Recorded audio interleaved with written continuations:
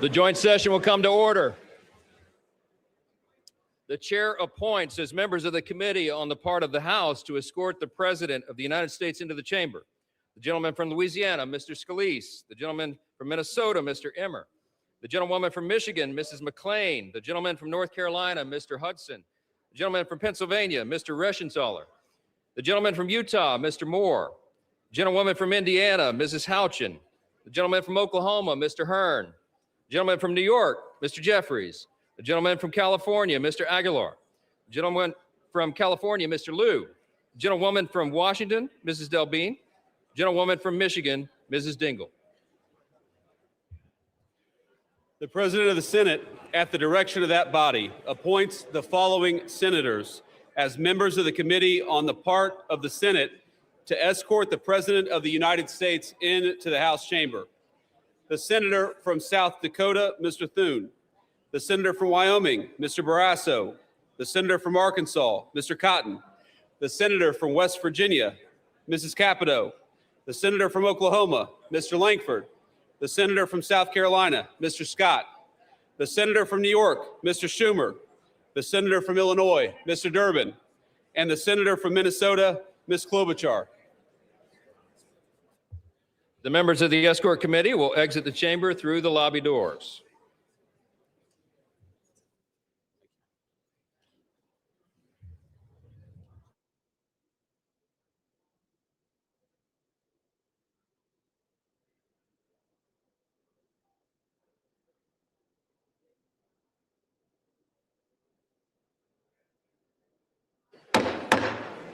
Mr. Speaker, the Acting Dean of the Diplomatic Corps.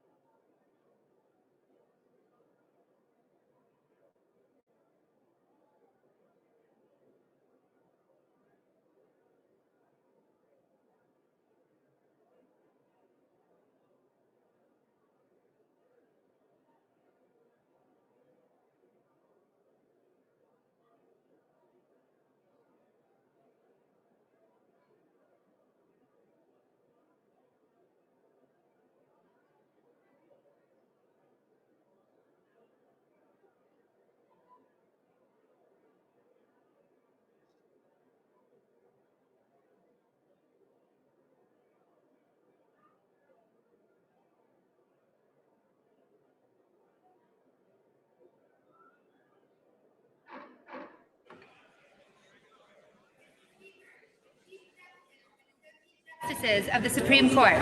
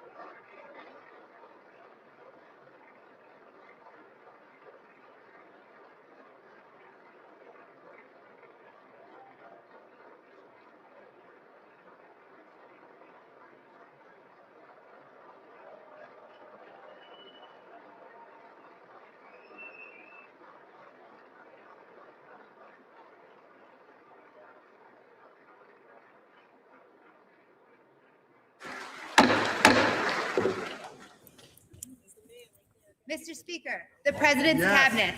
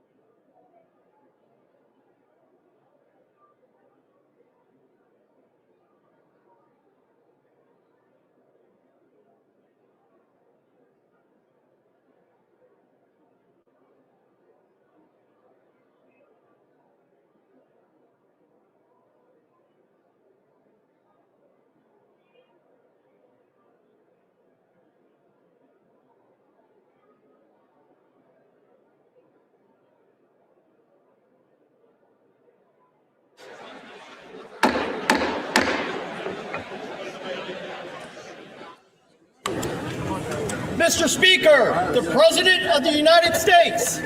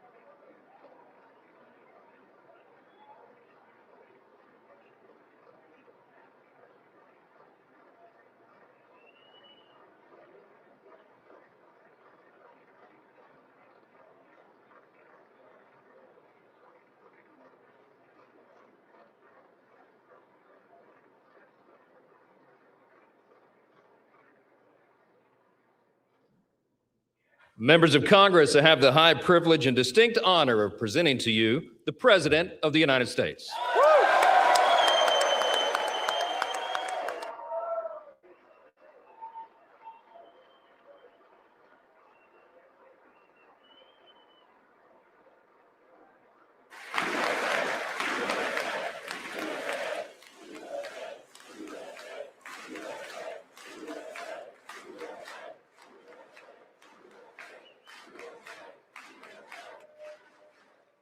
Well, thank you very much, everybody. It's really an honor.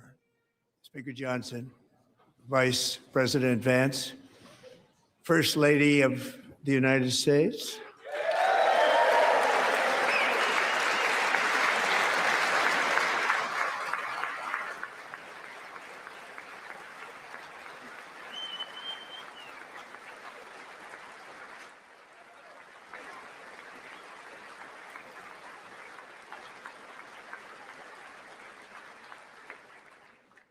Second Lady of the United States.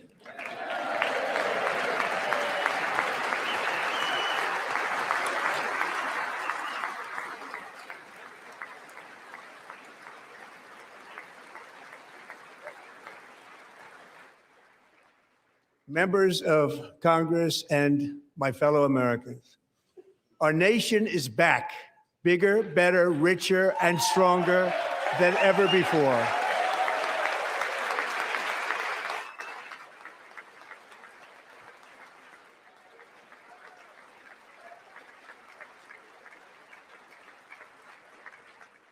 Less than 5 months from now, our country will celebrate an epic milestone in American history, the 250th anniversary of our glorious American independence.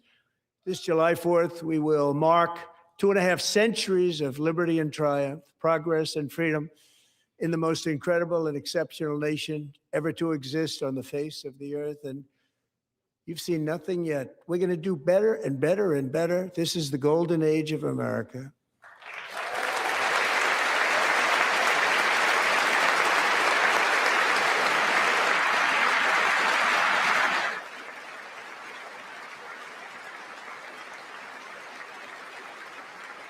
When I last spoke in this chamber 12 months ago, I had just inherited a nation in crisis with a stagnant economy, inflation at record levels, a wide open border, horrendous recruitment for military and police, rampant crime at home, and wars and chaos all over the world. But tonight, after just 1 year, I can say with dignity and pride that we have achieved a transformation like no one has ever seen before, and a turnaround for the ages. It is indeed a turnaround for the ages.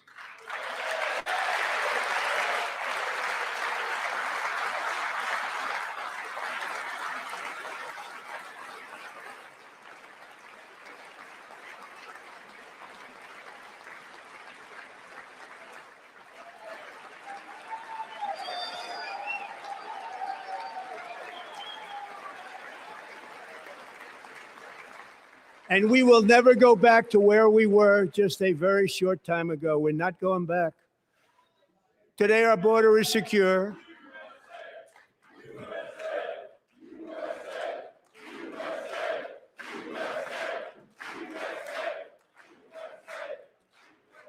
Thank you. Today, our border is secure. Our spirit is restored.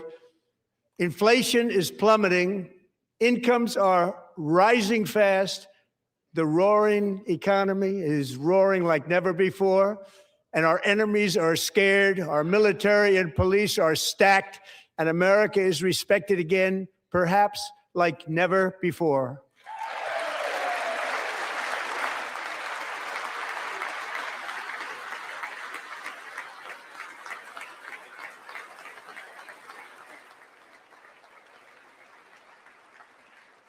After 4 years, in which millions and millions of illegal aliens poured across our borders, totally unvetted and unchecked, we now have the strongest and most secure border in American history by far.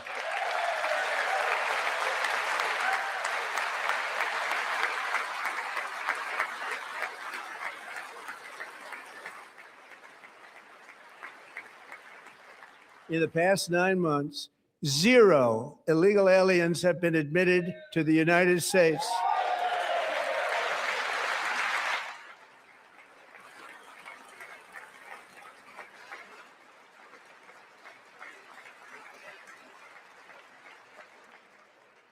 But we will always allow people to come in legally, people that will love our country and will work hard to maintain our country.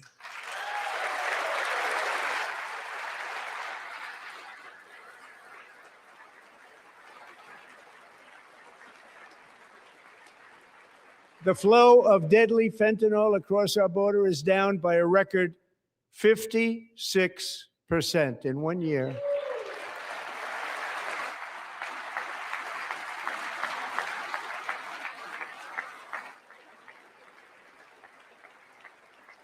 And last year, the murder rate saw its single largest decline in recorded history. This is the biggest decline, think of it, in recorded history, the lowest number in over 125 years, year 1900. In fact, substantially before my wonderful father, I had a wonderful father, Fred, before he was born, substantially before he was born. That's a long time ago. He wouldn't like me to say that, but that's a long time ago. The Biden administration and its allies in Congress gave us the worst inflation in the history of our country. But in 12 months, my administration has driven core inflation down to the lowest level in more than 5 years. And in the last 3 months of 2025, it was down to 1.7%.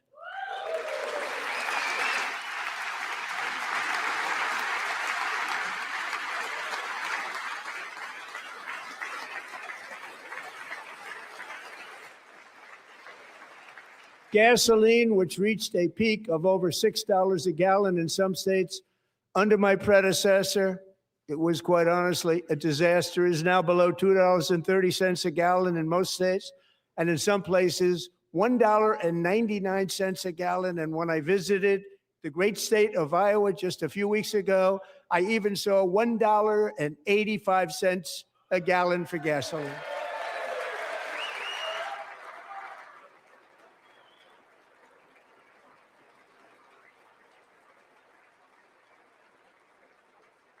Mortgage rates are the lowest in 4 years and falling fast, and the annual cost of a typical new mortgage is down almost $5,000 just since I took office. 1 year.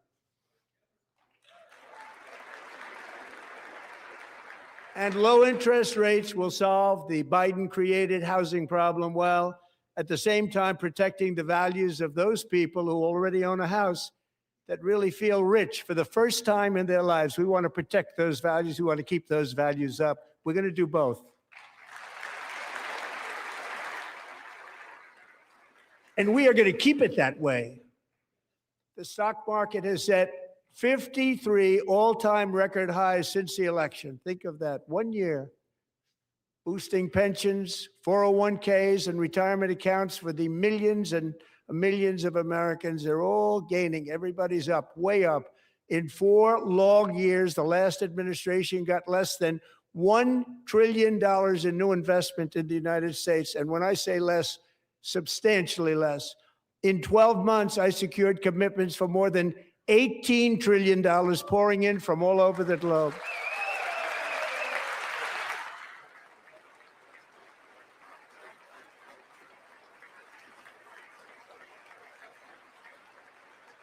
Think of it, much less than $1 trillion for 4 years versus much more than $18 trillion for 1 year. What a difference a president makes. A short time ago, we were a dead country.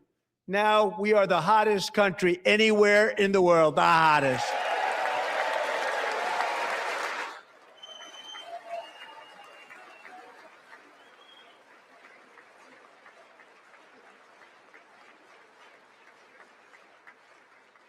As thousands of new businesses are forming in factories, plants, and laboratories are being built, we have added 70,000 new construction jobs in just a very short period of time. It's getting bigger and bigger and stronger. Nobody can believe what they're watching. American oil production is up by more than 600,000 barrels a day, and we just received from our new friend and partner, Venezuela, more than 80 million barrels of oil.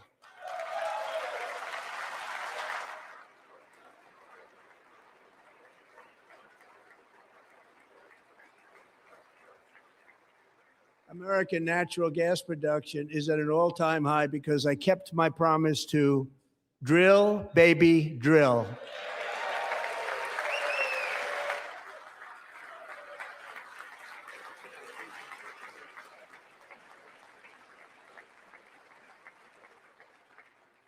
More Americans are working today than at any time in the history of our country. Think about that. Any time in the history of our country, more working today. And 100% of all jobs created under my administration have been in the private sector.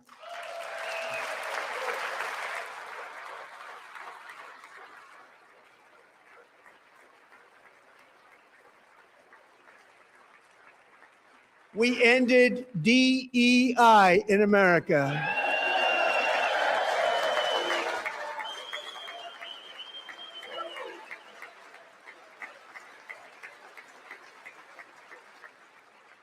We cut a record number of job-killing regulations, and in 1 year, we have lifted 2.4 million Americans, a record, off of food stamps.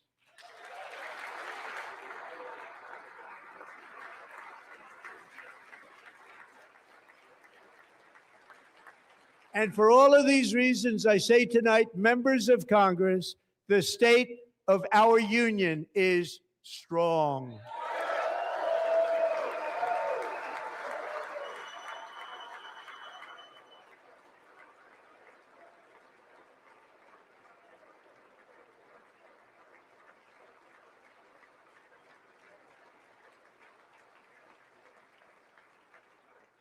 Our country is winning again. In fact, we're winning so much that we really don't know what to do about it.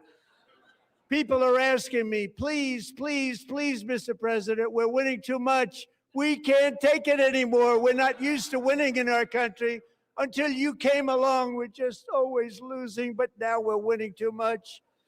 And I say, no, no, no, you're going to win again. You're going to win big. You're going to win bigger than ever. And to prove that point, here with us tonight is a group of winners who just made the entire nation proud. The men's gold medal Olympic hockey team. Come on in.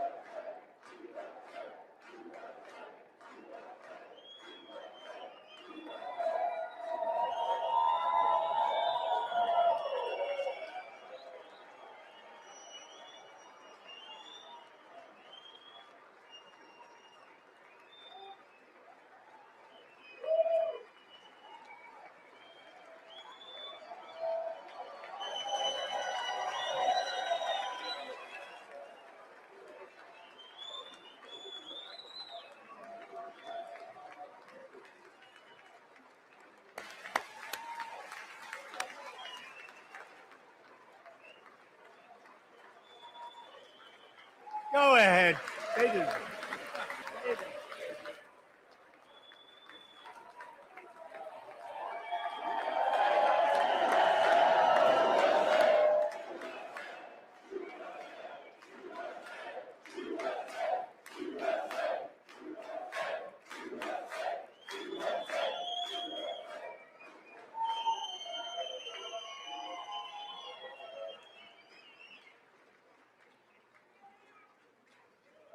That's the first time I've ever seen them get up.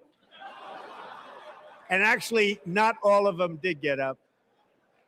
But they beat a fantastic Canadian team in overtime, as everybody saw, as did the American women who will soon be coming to the White House.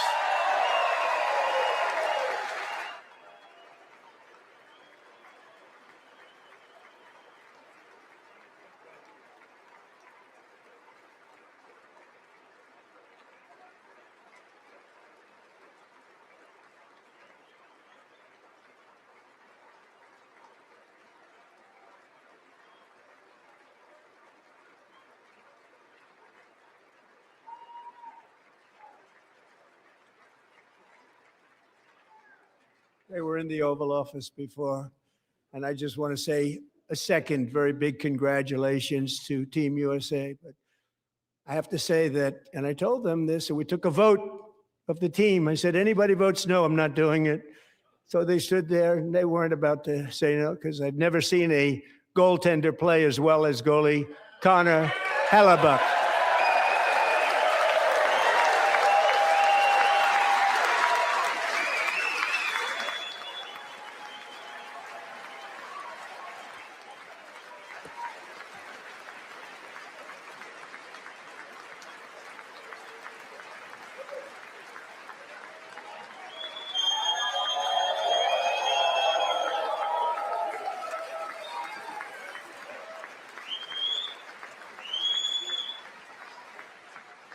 Think of it, 46 shots on goal, and I asked him, the one shot, the one where you put your stick in the back and it hit the neck of your stick and bounced off, do you practice that, or was that a little lucky?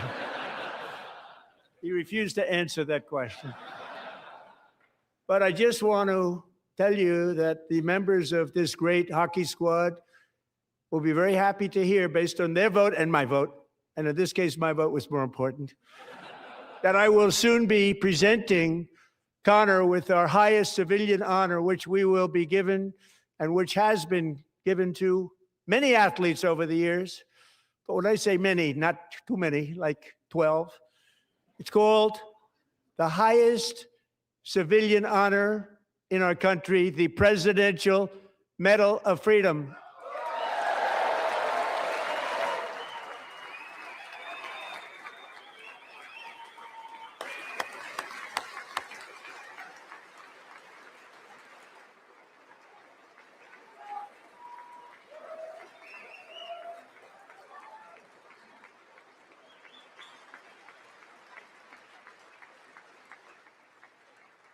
Great athletes have gotten that, very great, the best, and I thought he deserved it. And I did take a vote, every single one of them. I said, I'm not giving it if anybody goes no, and every single one of them rapidly put up their hand.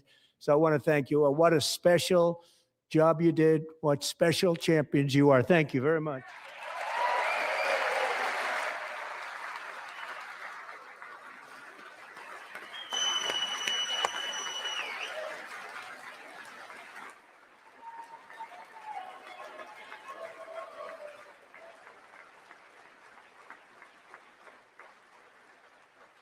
I'm also pleased to say that the next time the Olympic torch is lit, it will be here in America for the 2028 Olympics, and it's the summer version right in Los Angeles. We're going to do a good job in Los Angeles.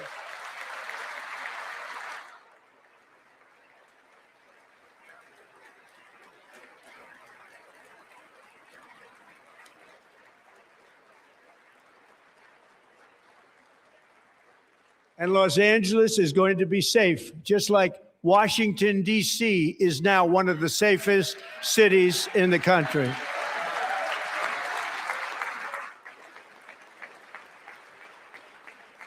And this year, and I must say I got them both. I got them in the first term, and I was disappointed because I didn't think I'd be the president when this happened.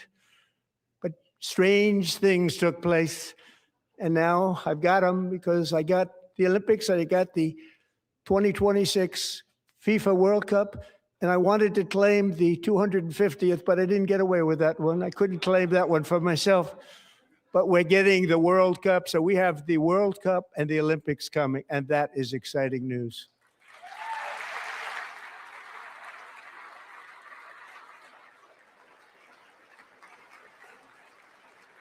So this will be a year to celebrate our country and the heroes who have kept it free.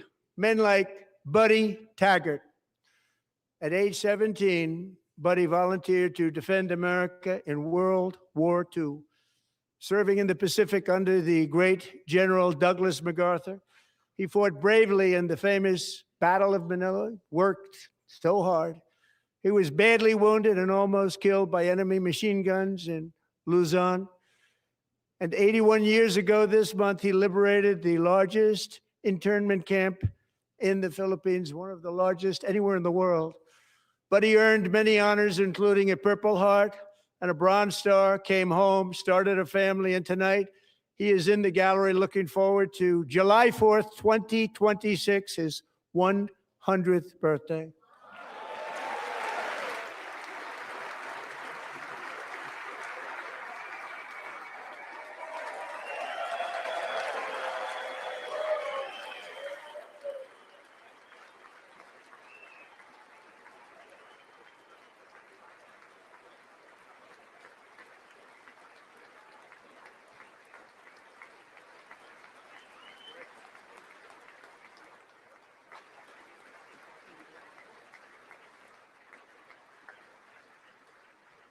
So, buddy, you're a brave man, and we salute you.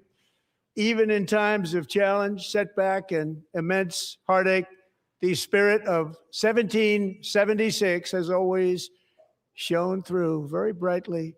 It was July 4th of last year when floodwaters tore through a girls' summer camp in Central Texas. One of the worst things I've ever seen. I was there, rising 26 feet in the matter of minutes, tragically claiming many, many lives. You all remember that one. As the waters threatened to sweep her away, 11-year-old Millie Kate McClelland closed her eyes and prayed to God. She thought she was going to die. Those prayers were answered when Coast Guard rescue swimmer Scott Ruskin descended from a helicopter above. Nobody knew where he came from. It was Scott's first ever rescue mission, a young guy, but very brave, very, very top, always top in his class. And he lifted not just Millie Kate, but 164 others to safety.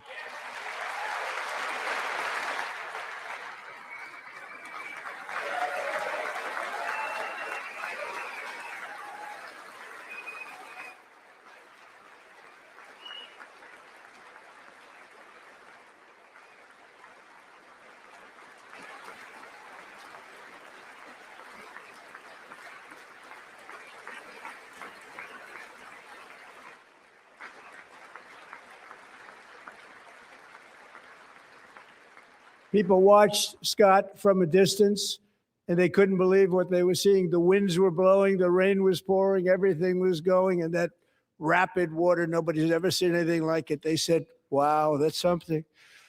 Tonight, Scott and Millie Kate are here together, reunited for the very first time. Thank you, Scott, Millie Kate.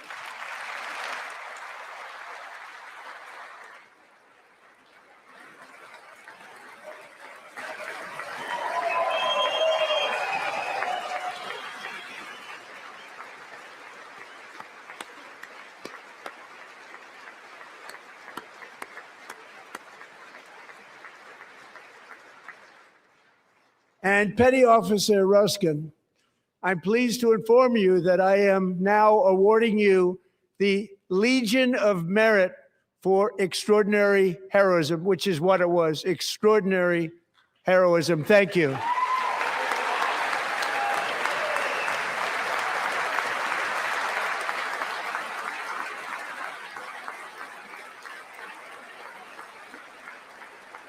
And I'd like to have the military aide to please come down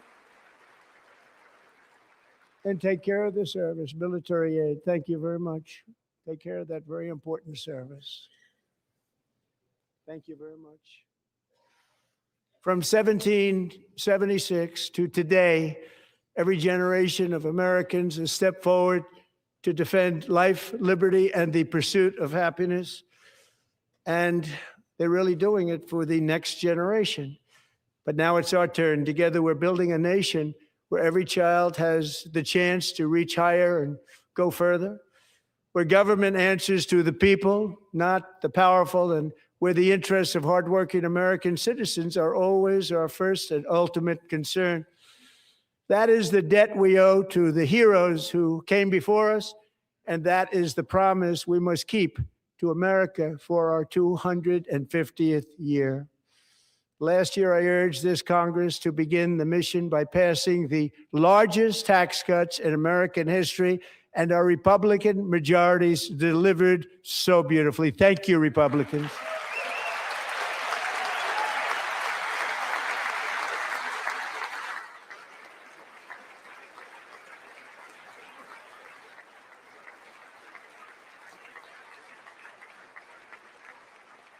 All Democrats, every single one of them, voted against these really important and very necessary massive tax cuts.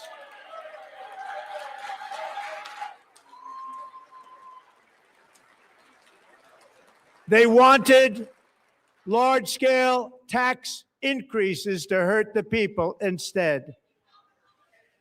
But we held strong, and with the great, big, beautiful bill, we gave you no tax on tips, no tax on overtime, and no tax on Social Security for our great seniors.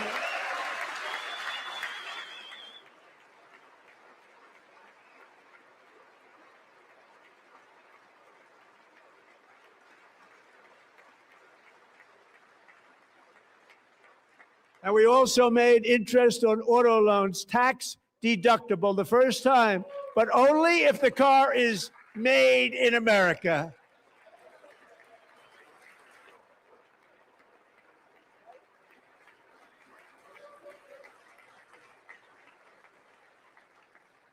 Recently in Pennsylvania, I met Megan Hemhauser, a devoted mom who's homeschools her children. Beautiful, 2 children, during the day while waiting tables at night as her husband works overtime operating very heavy equipment. Megan is here this evening, and she's happy to tell you that she is so much richer because with no tax on tips, no tax on overtime, and our expanded child tax credit done again by Republicans, Megan and her husband will take home more than $5,000 extra just for the year, cutting her tax bill in more than half.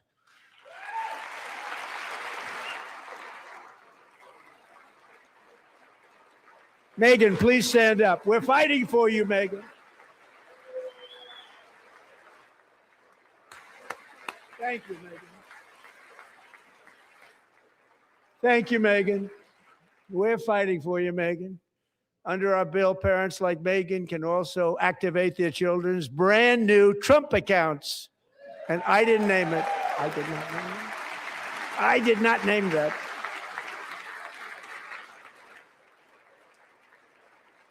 Nobody believes me, but I did not name it. It was named by a very tall man sitting right there in the third row. Nice man, a good man. Tax-free investment accounts for every American child. This is something that's so special and has taken off and gone through the roof. Millions will be pre-funded courtesy of the U.S. Treasury and private individuals like Michael and Susan Dell, who have donated $6.25 billion to fund the Trump accounts for 25 million American children. They're great people.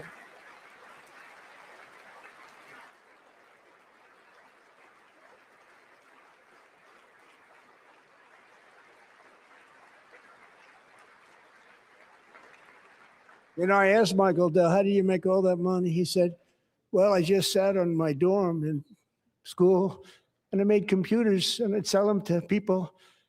And I just kept selling and selling and selling. And pretty amazing story. That's called the American dream. He sold a lot of computers, a lot of those laptops. So I congratulate him on that. But I really thank him and Susan, as well as others like Brad Gerstner, a very tremendous guy. He was behind it right from the beginning. Brad Gerstner. Thank you, Brad.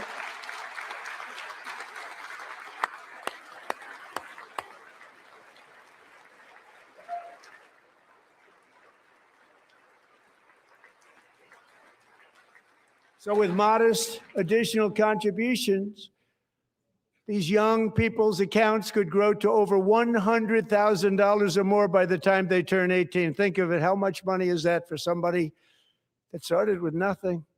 Over 100,000, could be much more than that. To make this investment in our children's future, go to trumpaccounts.gov, trumpaccounts.gov. And a lot of people are doing it. It's setting every record in the book. It's popular. They knew what it was going to take. I'm so proud of them. I'm so proud of the people that got it started. And now it's just taken off. One of the primary reasons for our country's stunning economic turnaround, the biggest in history, where the Dow Jones broke 50,000 4 years ahead of schedule, and the S&P hit 7,000, where it wasn't supposed to do it for many years were tariffs. I used these tariffs, took in hundreds of billions of dollars to make great deals for our country, both economically and on a national security basis. Everything was working well. Countries that were ripping us off for decades are now paying us hundreds of billions of dollars. They were ripping us so badly, you all know that. Everybody knows it. Even the Democrats know it. They just don't want to say it. And yet these countries are now happy, and so are we. We made deals. The deals are all done. And they're happy. They're not making money like they used to, but we're making a lot of money. There was no inflation, tremendous growth. And the big story was how Donald Trump called the economy correctly, and 22 Nobel Prize winners in economics didn't. They got it totally wrong. They got it really wrong. And then just 4 days ago, an unfortunate ruling from the United States Supreme Court. It just came down. It came down. Very unfortunate ruling. But the good news is that almost all countries and corporations want to keep the deal that they already made, right, Scott? Knowing that the legal power that I, as president, have to make a new deal could be far worse for them, and therefore they will continue to work along the same successful path that we had negotiated before the Supreme Court's unfortunate involvement. So despite the disappointing ruling, these powerful country-saving, it's saving our country, the kind of money we're taking in, peace-protecting. Many of the wars I settled was because of the threat of tariffs. I wouldn't have been able to settle them without. Will remain in place under fully approved and tested alternative legal statutes. And they have been tested for a long time. They're a little more complex, but they're actually probably better, leading to a solution that will be even stronger than before. Congressional action will not be necessary. It's already time-tested and approved. And as time goes by, I believe the tariffs paid for by foreign countries will, like in the past, substantially replace the modern-day system of income tax, taking a great financial burden off the people that I love.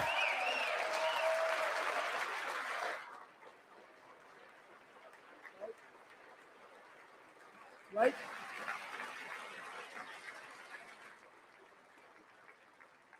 Moving forward, factories, jobs, investment, and trillions of dollars will continue pouring into the United States of America because we finally have a president who puts America first. I put America first. I love America.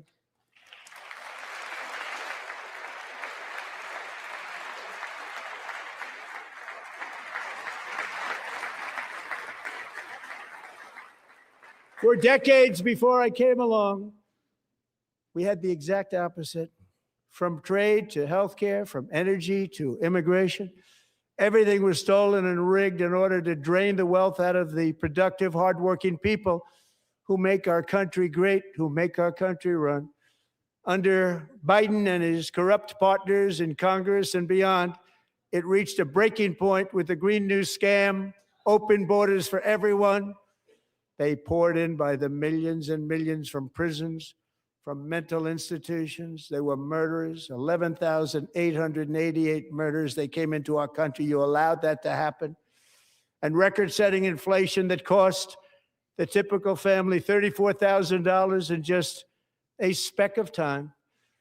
Now, the same people in this chamber who voted for those disasters suddenly use the word affordability, a word they just used it.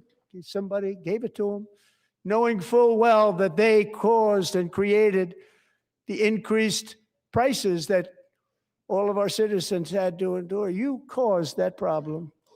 You caused that problem.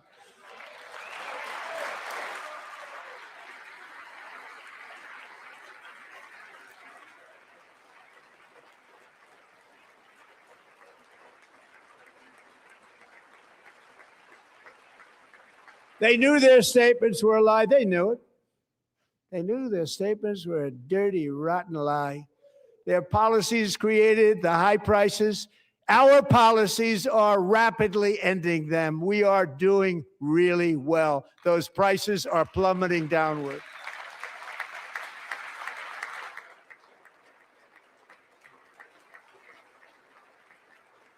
The price of eggs is down 60%, Madam Secretary. Thank you.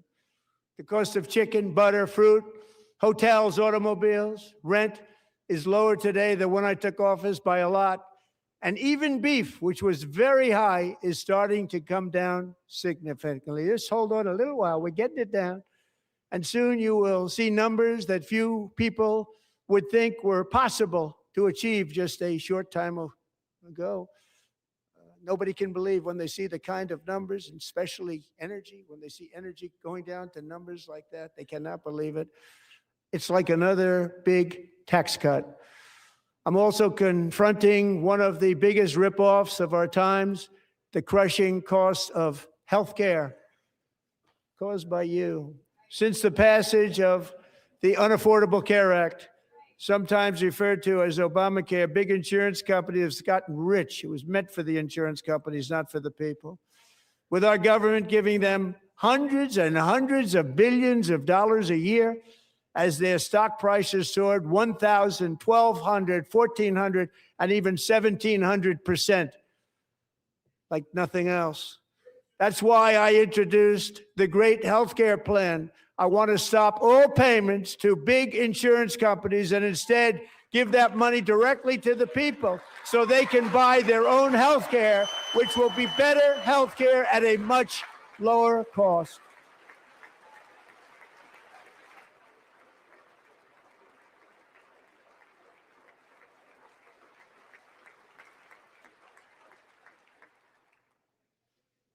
In addition, my plan requires maximum price transparency. That's a big deal.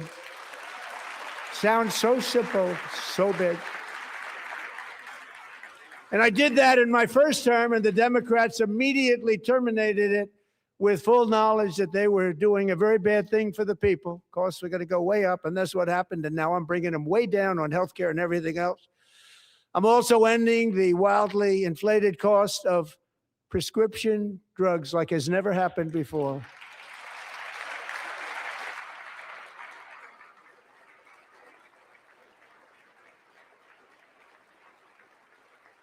Other presidents tried to do it, but they never could. They tried.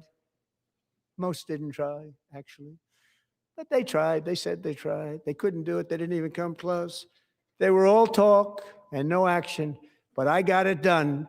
Under my just enacted most favored nation agreements, Americans who have for decades paid by far the highest prices of any nation anywhere in the world for prescription drugs will now pay the lowest price anywhere in the world for drugs. Anywhere, the lowest price.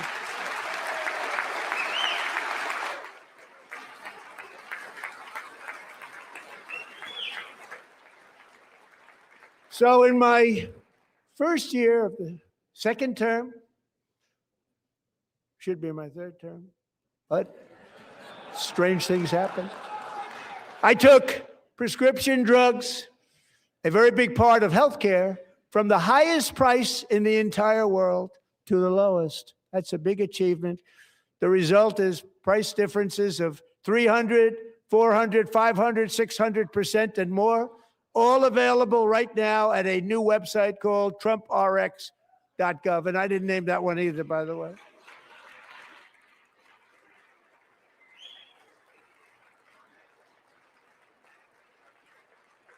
And here tonight is the very first customer ever to get that big discount, and it is big, Catherine Rayner. For 5 years, she and her husband have struggled with infertility, and they turned to IVF.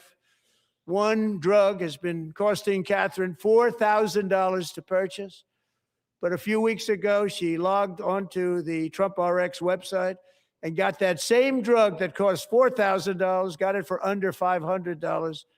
A reduction of much more, actually, than $3,500. Catherine, we are all praying for you, and you're going to be a great mom.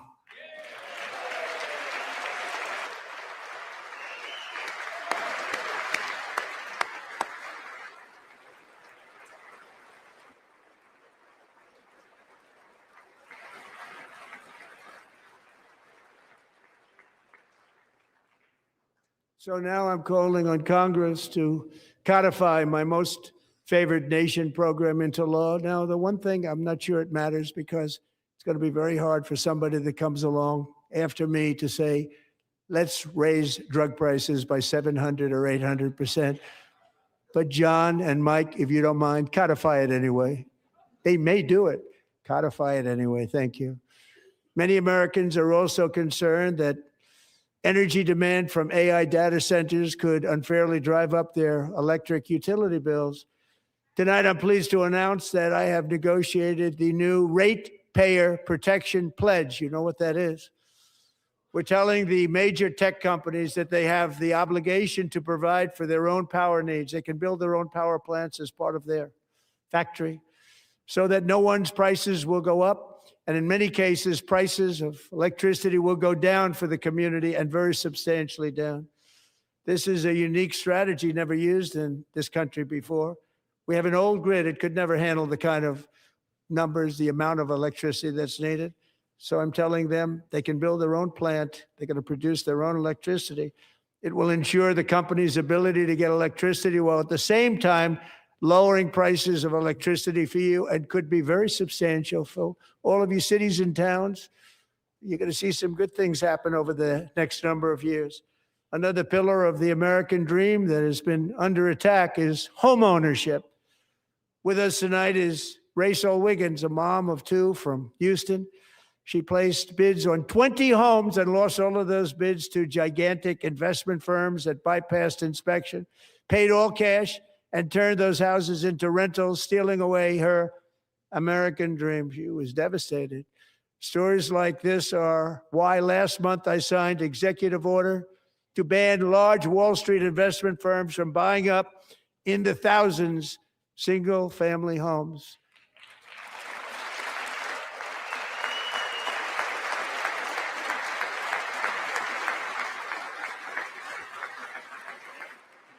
And now I'm asking Congress to make that ban permanent, because homes for people, really, that's what we want. We want homes for people, not for corporations. Corporations are doing just fine. Rachel, thank you very much. Good luck with your home. You'll get one soon.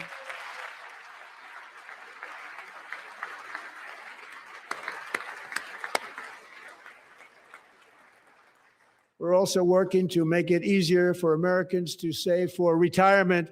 And under this administration, we will always protect Social Security and Medicare. They are not protecting it for our seniors. We will always protect Social Security, Medicare, Medicaid.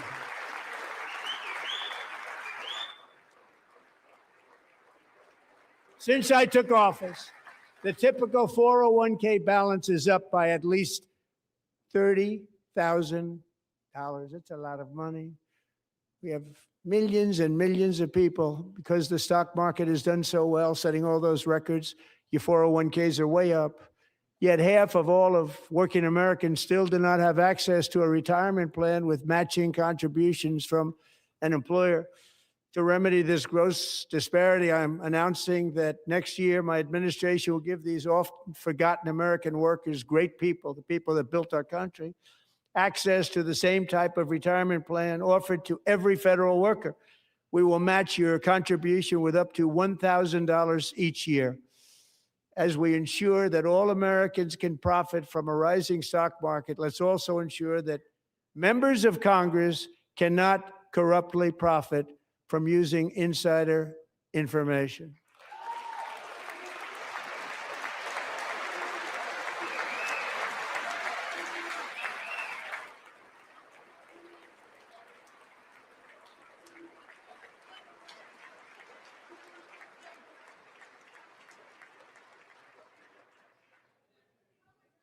They stood up for that. I can't believe it. I can't believe it. Did Nancy Pelosi stand up if she's here? Doubt it. Pass the Stop Insider Trading Act without delay.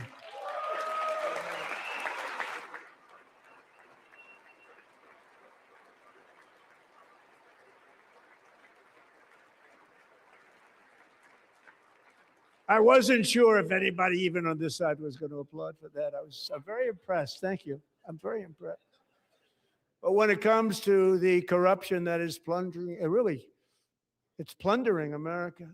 There's been no more stunning example than Minnesota, where members of the Somali community have pillaged an estimated $19 billion from the American taxpayer. Oh, we have all the information. And in actuality, the number is much higher than that. And California, Massachusetts, Maine, and many other states are even worse. This is the kind of corruption that shreds the fabric of a nation, and we are working on it like you wouldn't believe. So tonight, although started 4 months ago, I am officially announcing the war on fraud to be led by our great Vice President, J.D. Vance.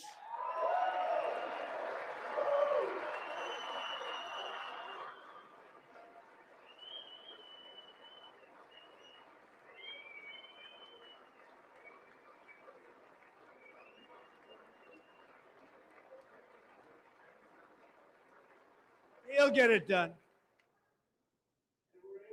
Find enough of that fraud, we will actually have a balanced budget overnight. It'll go very quickly. That's the kind of money you're talking about. We'll balance our budget. The Somali pirates who ransacked Minnesota remind us that there are large parts of the world where corruption and lawlessness are the norm, not the exception. Importing these cultures through unrestricted immigration and open borders brings those problems right here to the USA. And it is the American people who pay the price in higher medical bills, car insurance rates, rent, taxes, and perhaps most importantly, crime. We will take care of this problem. We're going to take care of this problem. We are not playing games. Delilah.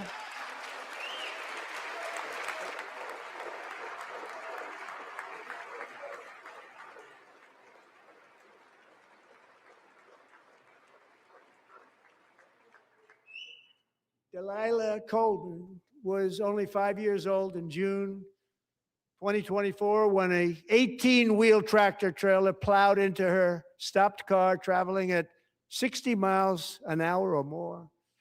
The driver was an illegal alien let in by Joe Biden and given a commercial driver's license by open borders politicians in California. Doctors said Delilah would never be able to walk or talk, have a good life. She wouldn't even be able to eat again. But against all odds, she is now in the first grade learning to walk. And she's here this evening with her dad, Marcus, a fantastic man. Delilah, please, you are a great inspiration. Please stand up.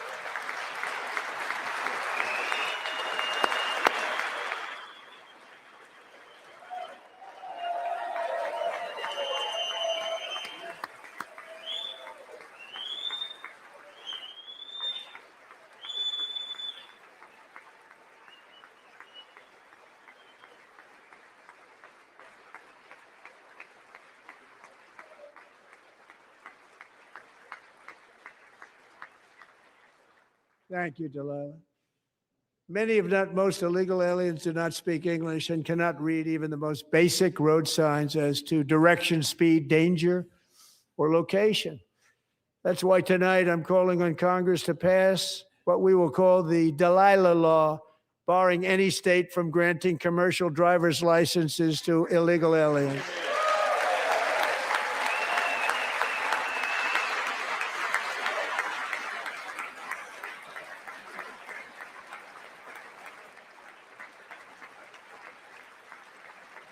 And yesterday, as you probably saw at the White House, I hosted a ceremony with Americans who lost their treasured loved ones to the scourge of illegal immigration. People came into our country, how we allowed this to happen with our open borders.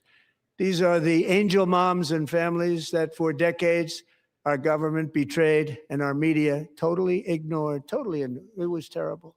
Hard to believe, actually.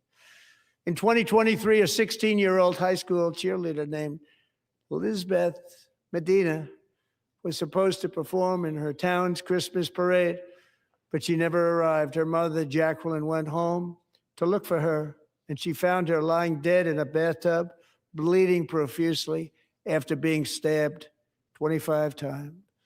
Lizbeth's killer was a previously arrested illegal alien who had broken in and brutally extinguished the brightest light in her family's life, violently and viciously. Her heartbroken mother is in the gallery to remind everyone in this chamber exactly why we are deporting illegal alien criminals for our country at record numbers, and we're getting them the hell out of here fast. We don't want them.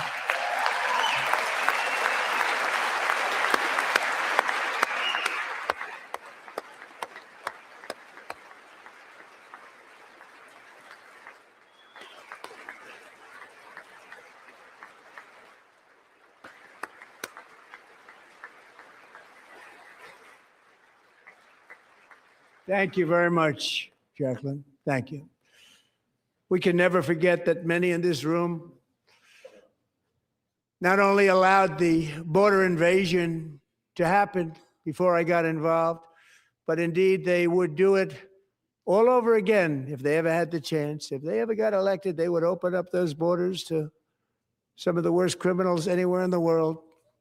The only thing standing between Americans and a wide open border right now is President Donald J. Trump and our great Republican patriots in Congress. Thank you. Thank you.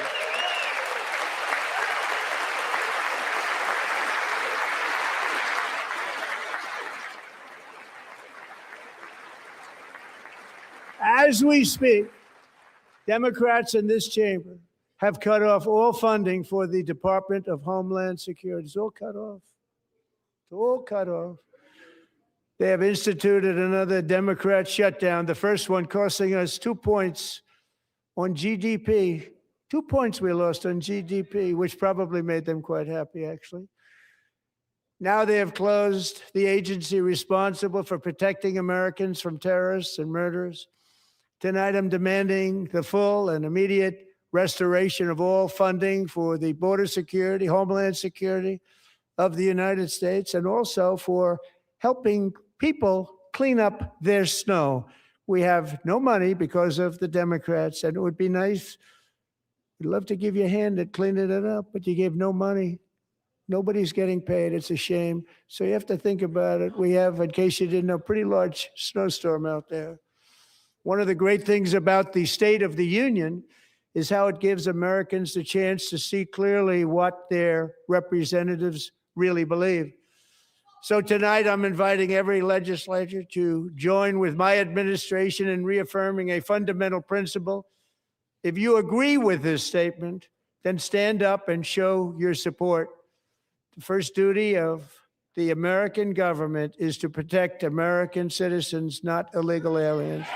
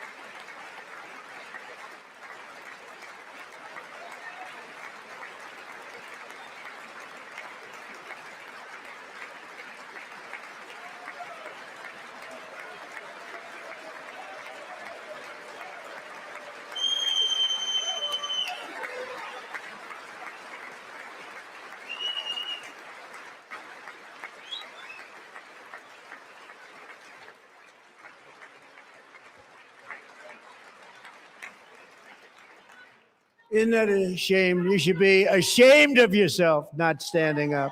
You should be ashamed of yourself. That is why I'm also asking you to end deadly sanctuary cities that protect the criminals and enact serious penalties for public officials who block the removal of criminal aliens. In many cases, drug lords, murderers all over our country, they're blocking the removal of these people out of our country, and you should be ashamed of yourself.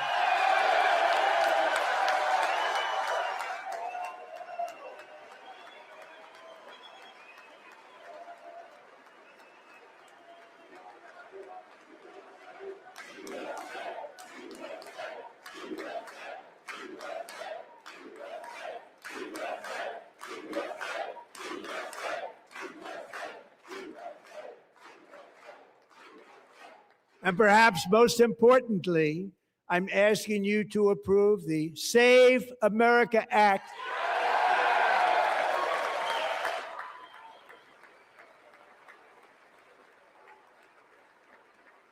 To stop illegal aliens and others who are unpermitted persons from voting in our sacred American elections. That cheating is rampant in our elections. It's rampant. It's very simple. All voters must show voter ID.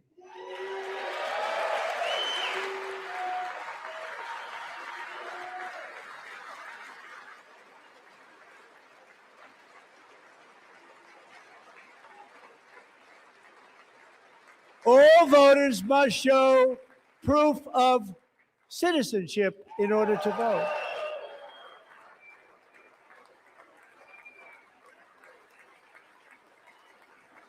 And no more crooked mail-in ballots except for illness, disability, military, or travel. None. And this should be an easy one. And by the way, it's polling at 89%, including Democrats, 89%.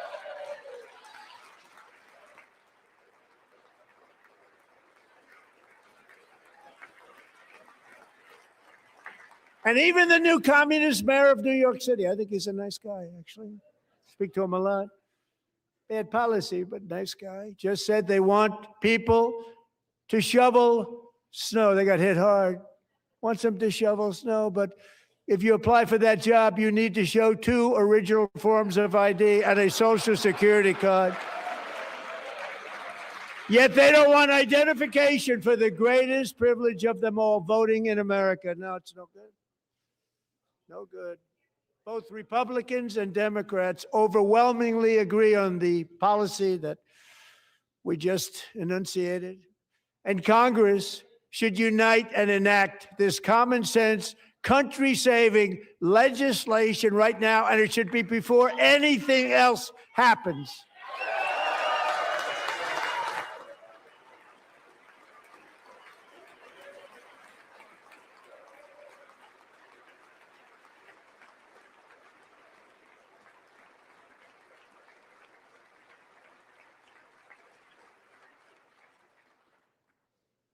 And the reason they don't want to do it, why would anybody not want voter ID? One reason, because they want to cheat. There's only one reason. They make up all excuses. They say it's racist. They come up with things you almost say, what imagination they have. They want to cheat. They have cheated. And their policy is so bad that the only way they can get elected is to cheat. And we're going to stop it. We have to stop it, John.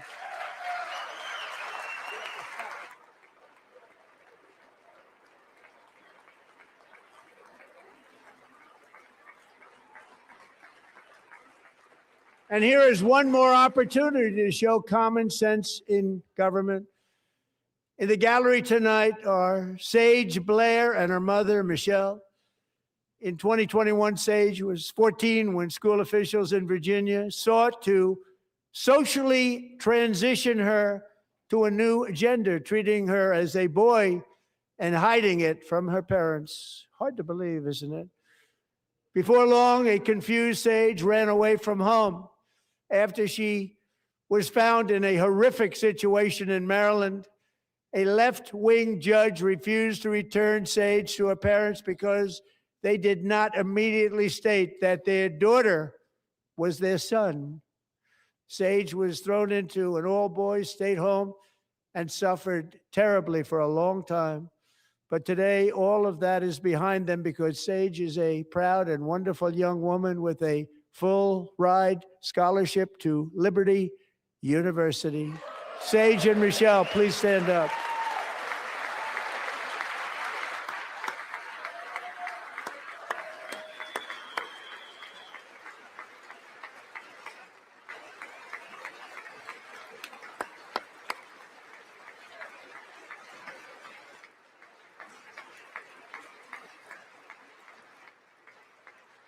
And thank you for your great bravery. And who can believe that we're even speaking about things like this? 15 years ago, if somebody was up here and said that, they'd say, what's wrong with him? But now we have to say it because it's going on all over numerous states without even telling the parents. But surely we can all agree no state can be allowed to rip children from their parents' arms and transition them to a new gender against the parents' will. Who would believe that we're even talking about this? We must ban it, and we must ban it immediately.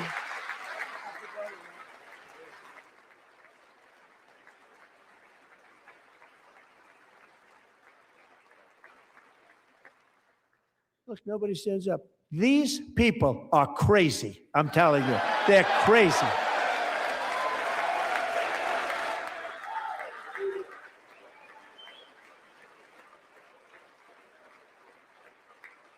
Amazing. Incredible. Boy, oh boy.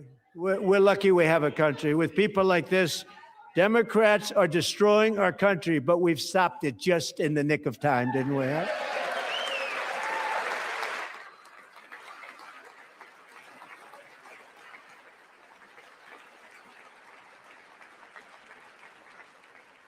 No one cares more about protecting America's youth than our wonderful First Lady, now a movie star. She's a movie star. Can you believe it?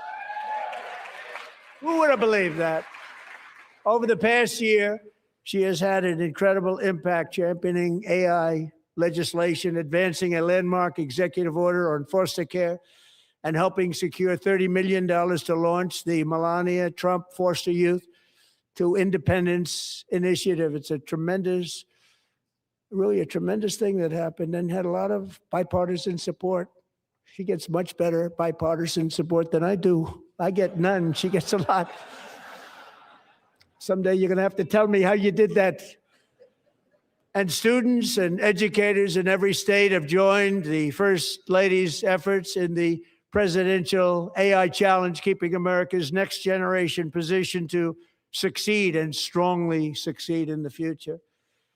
Tonight, we welcome two young people whose lives reflect the First Lady's impact, Sierra Burns and Everest Nevermont. Thank you both, and Melania, thank you. I know how hard you worked on it. Thank you very much.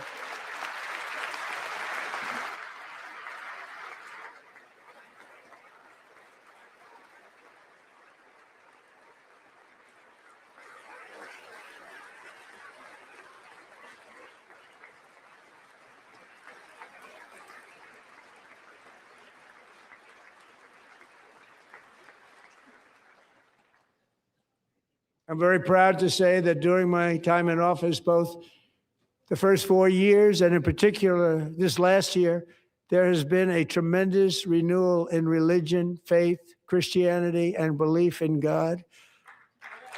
Tremendous renewal.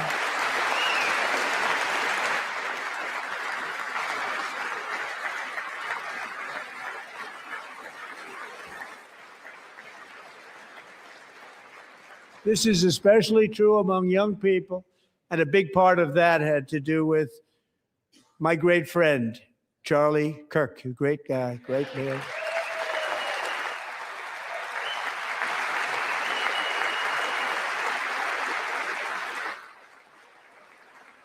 So last year, Charlie was violently murdered by an assassin and martyred, really martyred for his beliefs. His wonderful wife, Erika, is with us tonight. Erika, please stand.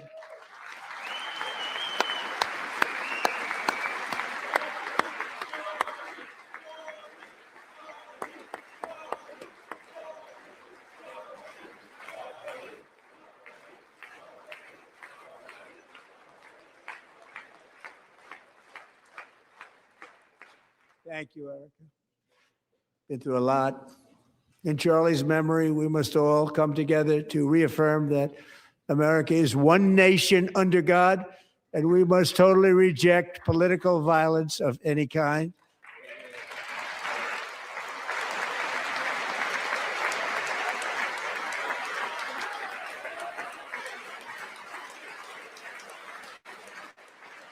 We love religion, and we love bringing it back, and it's coming back at levels that nobody actually thought possible. It's really a beautiful thing to see. Above all, unleashing America's promise requires keeping our communities safe. We have made incredible strides, yet dangerous repeat offenders continue to be released by pro-crime Democrat politicians again and again. We are honored to be joined tonight by a woman who's been through hell, Anya Zuretska. In 2022, she and her beautiful daughter, so beautiful, what a beautiful young woman, Irina, fled war-torn Ukraine to live with relatives near Charlotte, North Carolina. And by the way, what's going on with Charlotte?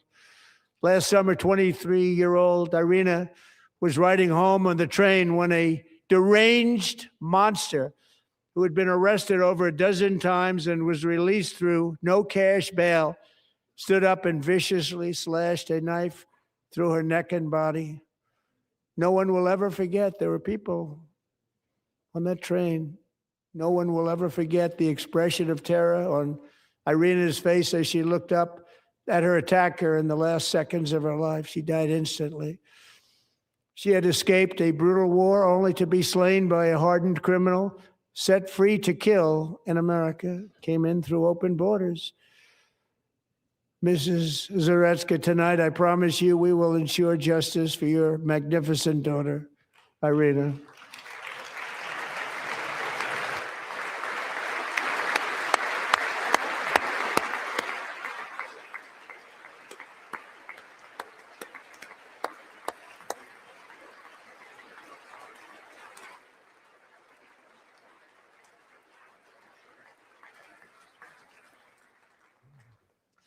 How do you not stand?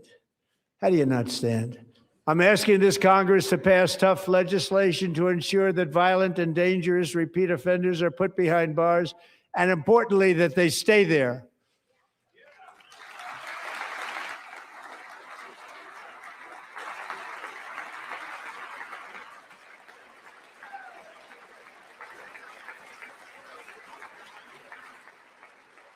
Starting last summer, I deployed our National Guard and federal law enforcement to restore law and order to our most dangerous cities, including Memphis, Tennessee, big success, New Orleans, Louisiana, big success, and our nation's capital itself, Washington, D.C., where we have almost no crime anymore in Washington, D.C. How did that happen?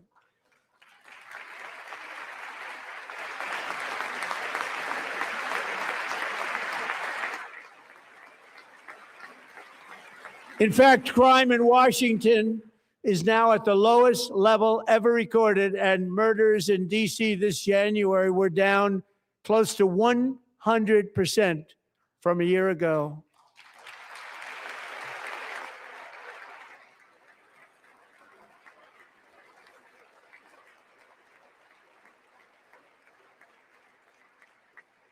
They don't like to hear that. One of the sick people, one of the brave service members who helped achieve this stunning turnaround was 20-year-old West Virginia Army National Guard Specialist Sarah Beckstrom. After a 4-month deployment, she voluntarily extended her service, and her rank was going to be lifted. She was doing so well. They were so proud of her. But the very next day, she was on patrol near the White House when she was ambushed and shot in the head by a terrorist monster from Afghanistan. Shouldn't have been in our country. And all because she wore the uniform of our nation. She was shot. He traveled here because he didn't like people wearing our uniform. He was sick and deranged, shouldn't have been in our country. Sarah Beckstrom died in order to defend our capital, and we are honored to be joined by her wonderful parents, Gary and Eva Lee.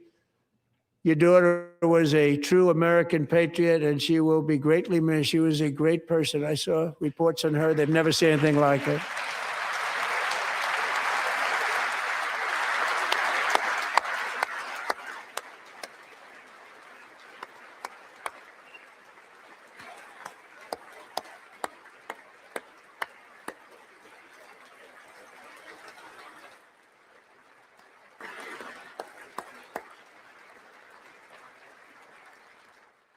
So sorry. Thank you very much. A great young lady. I saw reports that were like, perfect. She was perfect. Serving alongside Sarah that day was Staff Sergeant Andrew Wolf. The terrorist shot Andrew in the head, and no one thought he could possibly make it. The two of them, Sarah and Andrew, both shot violently in the head. Neither was expected to make it. They weren't even given a chance, except his wonderful mother, named Melody, who I spoke to the same night, and she was so positive. The doctors thought that Andrew was gone, but his mother said, no, Mr. President, Andrew will be fine. He's going to make it. I've never seen anything like it. I mean, he was given almost no chance. She said, I have no doubt, sir, he's going to be okay. This was a conversation that I had with her that night, with her son laying helplessly in bed, blood all over. Everybody is praying, she said, sir, he will be okay. The doctors didn't understand what she was saying. And after looking at the results of the damage done, neither did I. She was so strong and conclusive that even Andrew's great father felt she didn't really understand the gravity of the situation. But she turned out to be right. Right, Melody? She turned out to be right.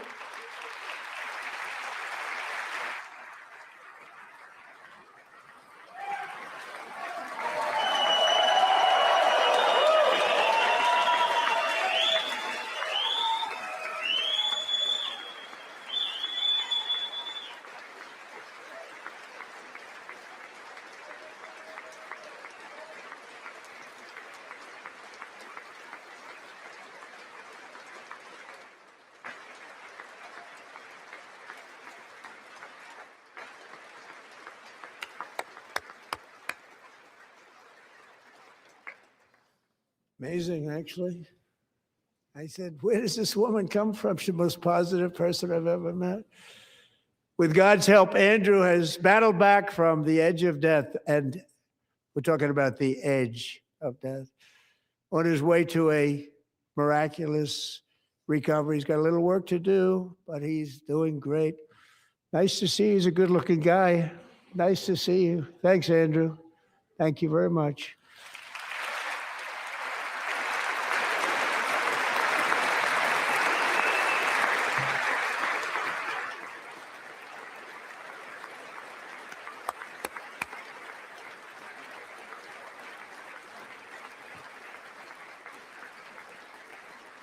So, Andrew, while you're up, now I'm going to ask a highly respected General James Seward to present Staff Sergeant Andrew Wolf and the great family of Sarah Beckstrom with the award created by our late, great President George Washington himself. It's called the Purple Heart.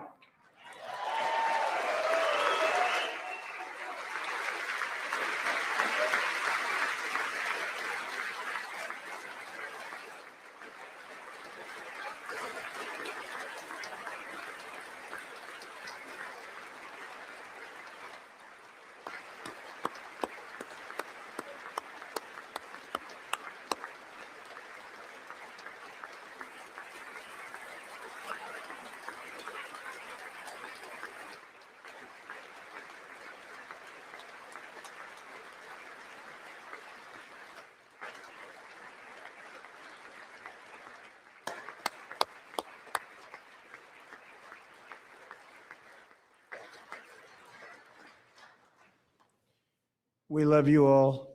Love you.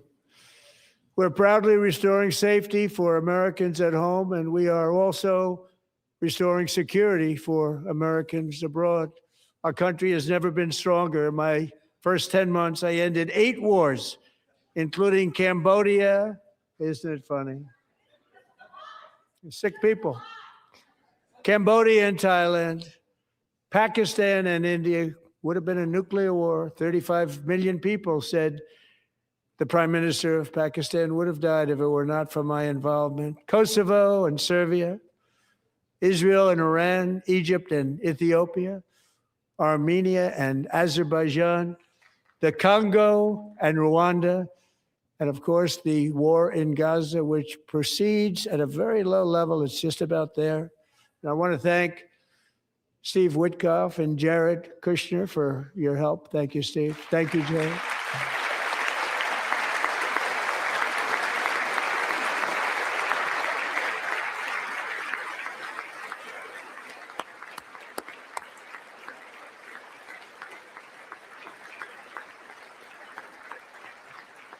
And I also want to thank the man they report to, Secretary of State Marco Rubio. Thank you, Marco.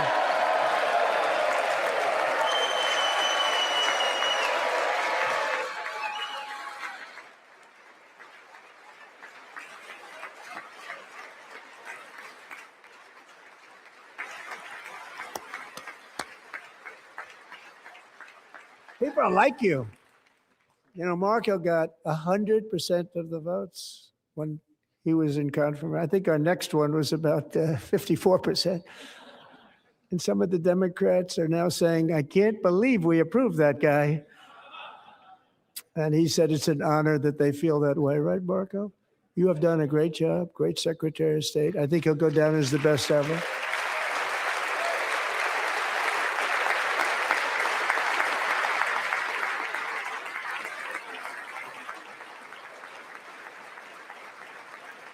Under the ceasefire I negotiated, every single hostage, both living and dead, has been returned home. Can you believe that?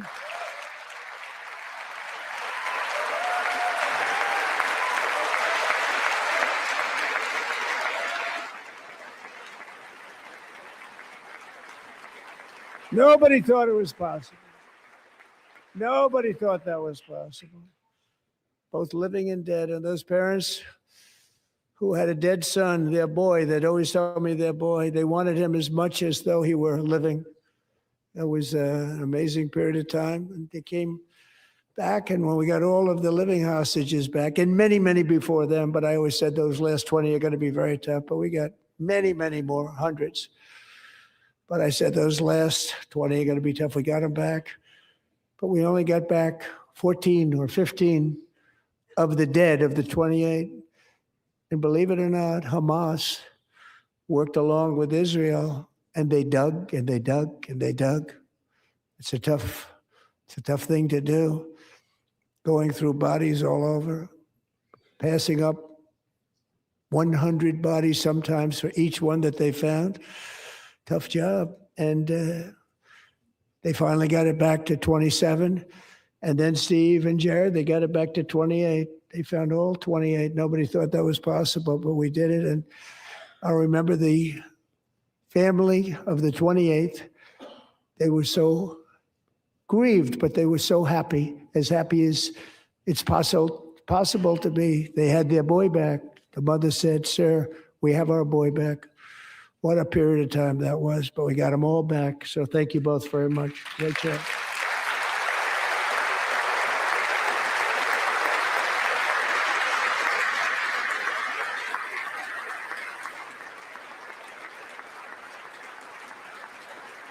And we're working very hard to end the 9th war, the killing and slaughter between Russia and Ukraine, where 25,000 soldiers are dying each and every month. Think of that, 25,000 soldiers are dying a month.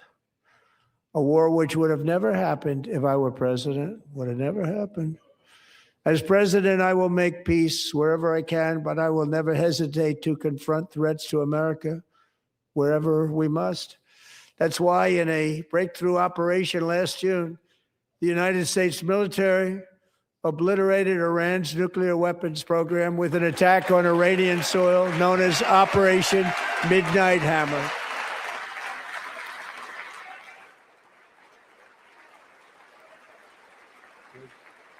Good.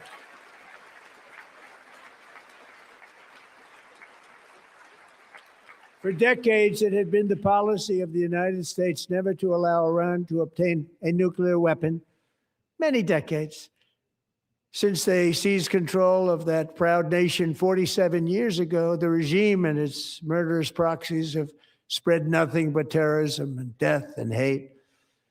They've killed and maimed thousands of American service members and hundreds of thousands and even millions of people with what's called roadside bombs. They were the kings of the roadside bomb. And we took out Soleimani. I did that during my first term. Had a huge impact. He was the father of the roadside bomb.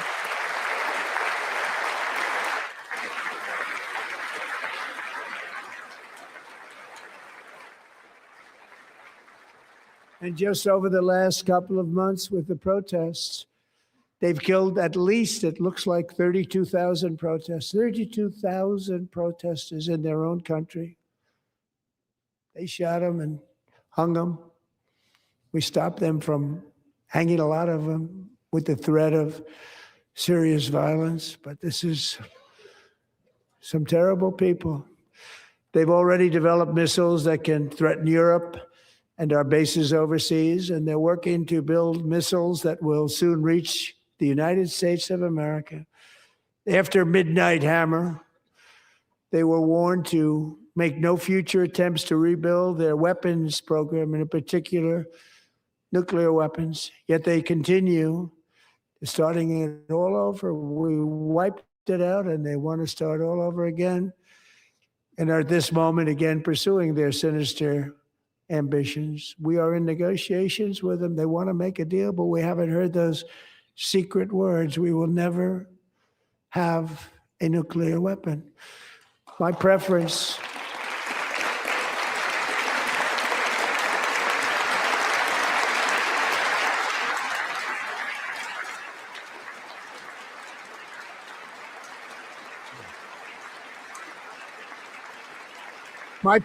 is to solve this problem through diplomacy. But one thing is certain, I will never allow the world's #1 sponsor of terror, which they are by far, to have a nuclear weapon. Can't let that happen.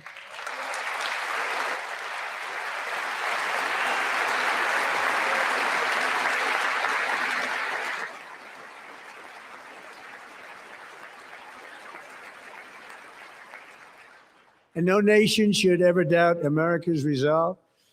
We have the most powerful military on earth. I rebuilt the military in my first term. We're going to continue to do so. Also, we just approved a $1 trillion budget. We have no choice. We have to be strong because hopefully we will seldom have to use this great power that we built together. It's really called peace through strength, and it's been very, very effective.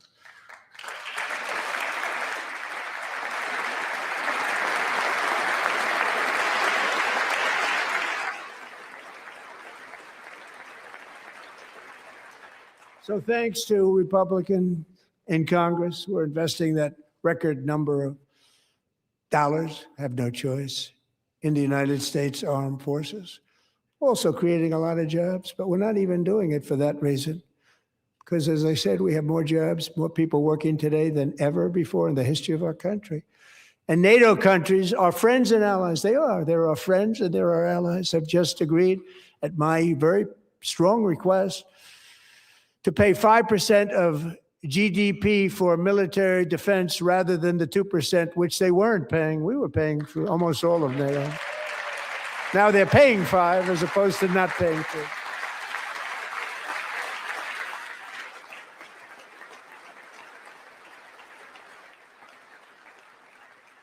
And getting that 5% was something which everyone said would never be done, could not happen. We got it really easily with one meeting. And big difference between 2% that's not paid. We were paying the freight of many of them. Very few were paid up. Now 5%, then they're paid. And everything we send over to Ukraine is sent through NATO, and they pay us in full.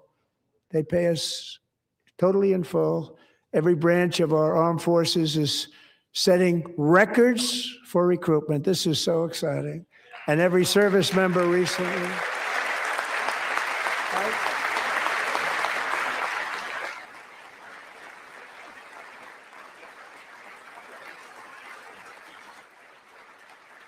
And every service member recently received a warrior dividend of $1,776.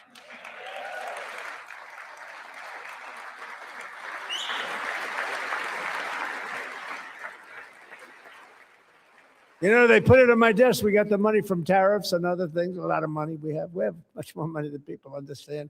Have to rebuild that program a little bit, but it won't take long. But we got the money, and it was $1,775, and they wanted my approval. And I said, what's the number? $1,775. I said, wait a minute, for one more dollar, we can have $1,776. It's going to I said, we're going to figure that. I never asked anybody if we could afford it. One more dollar, I said $1,776. And I said, that's good. And I'll tell you what, our military, that was 4 months ago, our military, I never see a person in the military that doesn't thank me for it. So we're honored to do it. They deserve it. And we call it 1776. It was great. And we love our military. We love our law enforcement. We love our firemen. You know, the firemen don't get mentioned enough. We love our firemen. We're also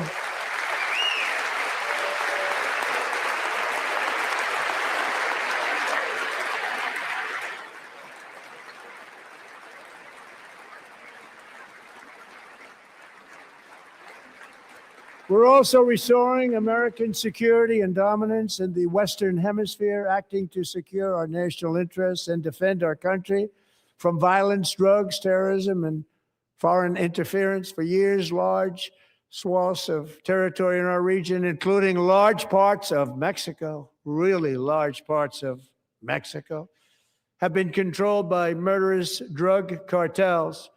That's why I designated these cartels as foreign terrorist organizations, and I declared illicit fentanyl as a weapon of mass destruction.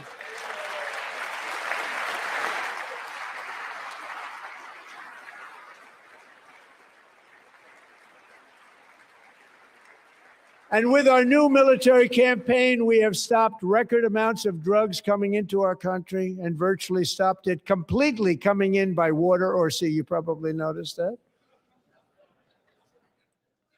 We very seriously damaged their fishing industry also. Nobody wants to go fishing anymore. We've also taken down one of the most sinister cartel kingpins of all. You saw that yesterday. In January,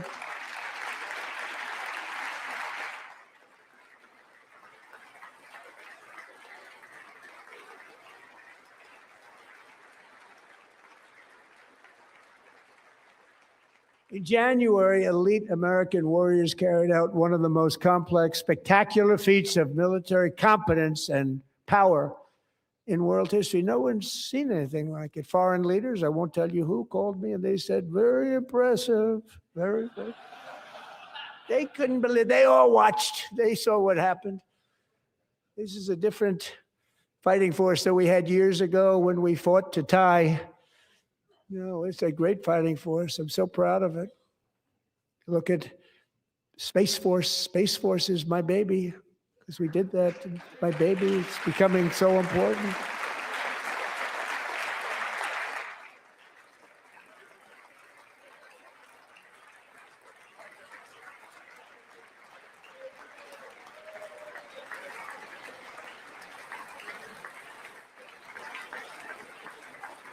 And America's armed forces overwhelmed all defenses and utterly defeated an enemy, good fighters, to end the reign of outlaw dictator Nicolas Maduro and bring him to face American justice.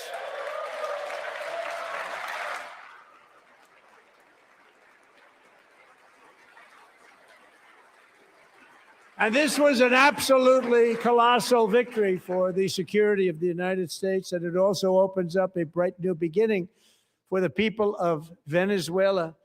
We're working closely with the new president of Venezuela, Delcy Rodriguez, to unleash extraordinary economic gains for both of our countries and to bring new hope to those who have suffered so terribly.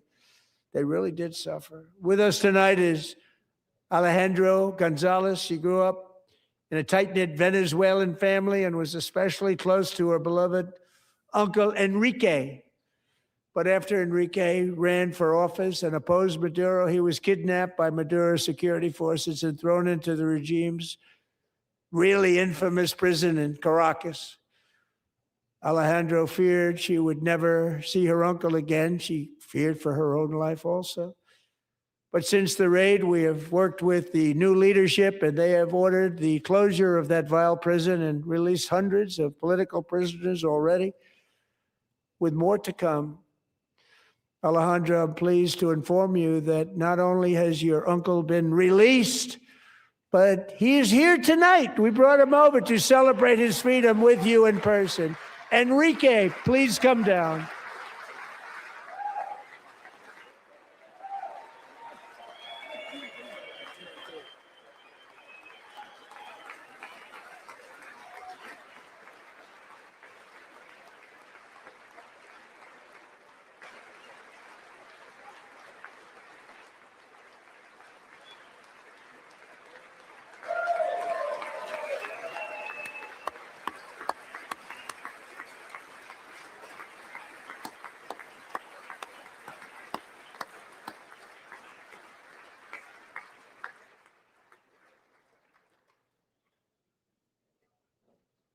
Thank you, Enrique. Have a good time. Nice to have you back, Enrique. There were many heroes on that January raid to capture Maduro, really great heroes. It was very dangerous. They knew we were coming. They were all set. But the deeds of one warrior that night will live forever in the eternal chronicles of military valor.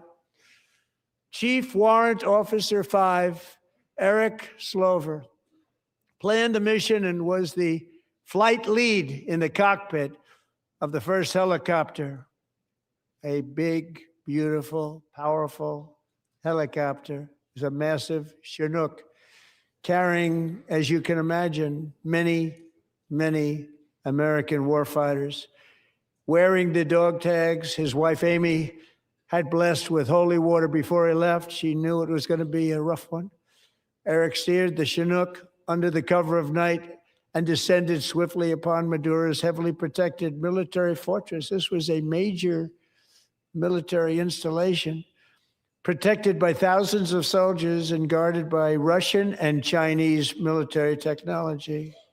How did that work out? Not too good. While preparing to land, enemy machine guns fired from every angle, and Eric was hit very badly in the leg and hip, one bullet after another. He absorbed 4 agonizing shots, shredding his leg into numerous pieces. And yet, despite the fact that the use of his legs was vital to successful helicopter flight, legs are the most important part of flying a helicopter, to deliver the many commandos who would capture and detain Maduro was the only thing Eric was thinking about. Then, even as he was gushing blood, which was flowing back down the aisle, helicopter lands at a steep angle. The machine gun stood right in front of him. They were right in front of him, 2 machine gunners who escaped the wrath of the previous planes.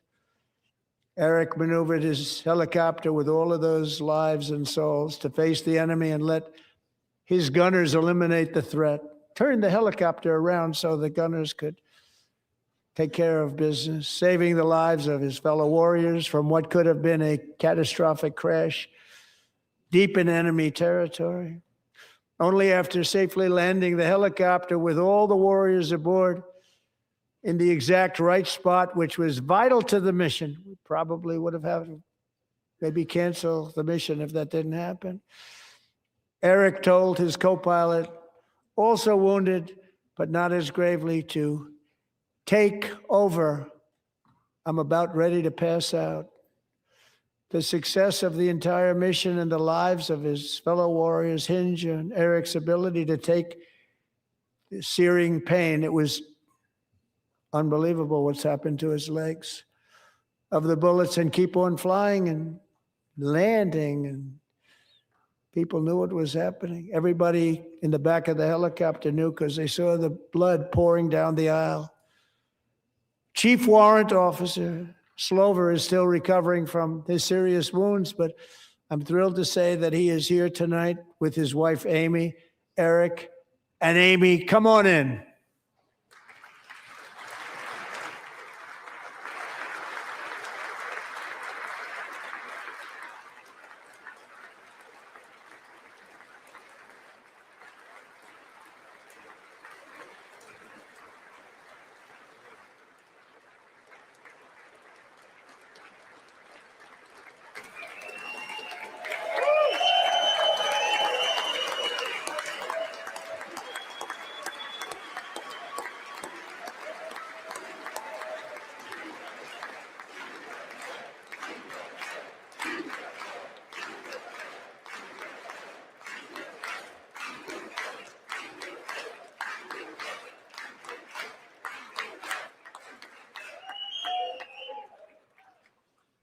So we have a surprise for Eric and Amy.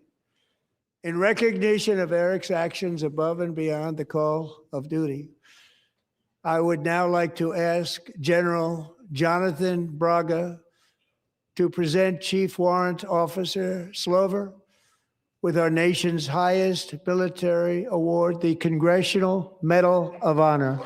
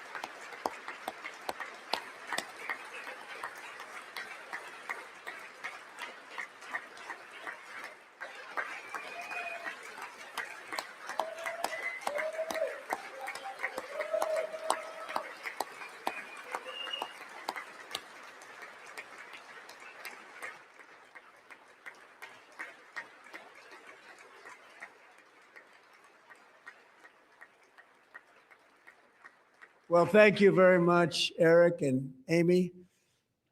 Great to get to know you. I met with them and with a lot of their fellow warriors at Fort Bragg recently. You notice the name Fort Bragg, we have it back, we brought it back. We won the First World War with it, the Second World War with it, and then they decided to change the name. So we changed it back. Everybody wanted to change back too. And 10 of Eric's fellow warriors from that incredible night of victory will also be receiving medals at a private ceremony that will soon be held at the White House, and Eric will be there. Thank you.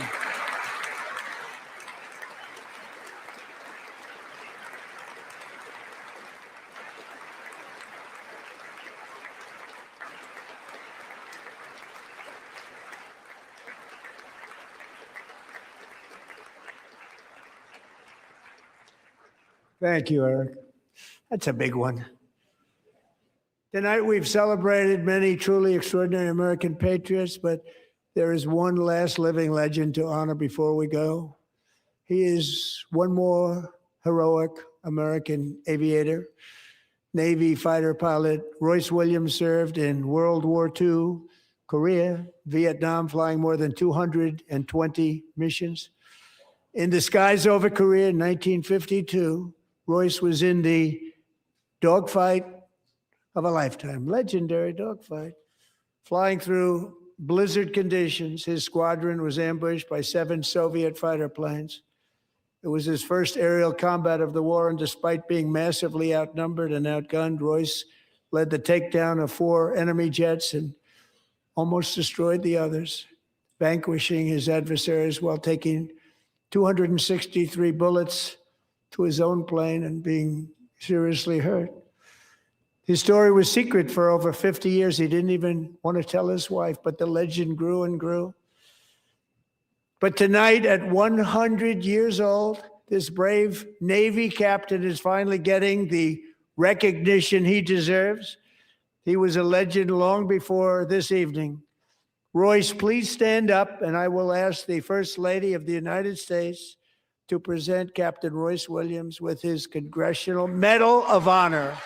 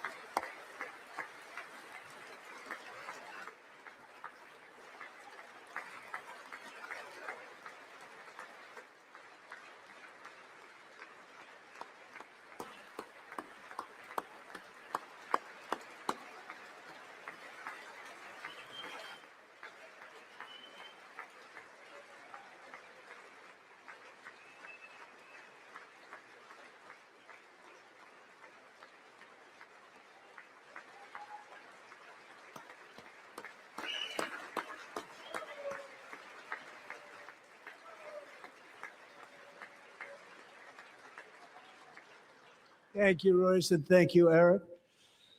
I've always wanted the Congressional Medal of Honor, but I was informed I'm not allowed to give it to myself, and I wouldn't know why I'd be taking it, but if they ever open up that law, I will be there with you someday. But you know, that's our highest honor, Congressional Medal of Honor, and that's a big thing, and it's an honor to be in the same room with you. Thank you both very much, Eric. Thank you.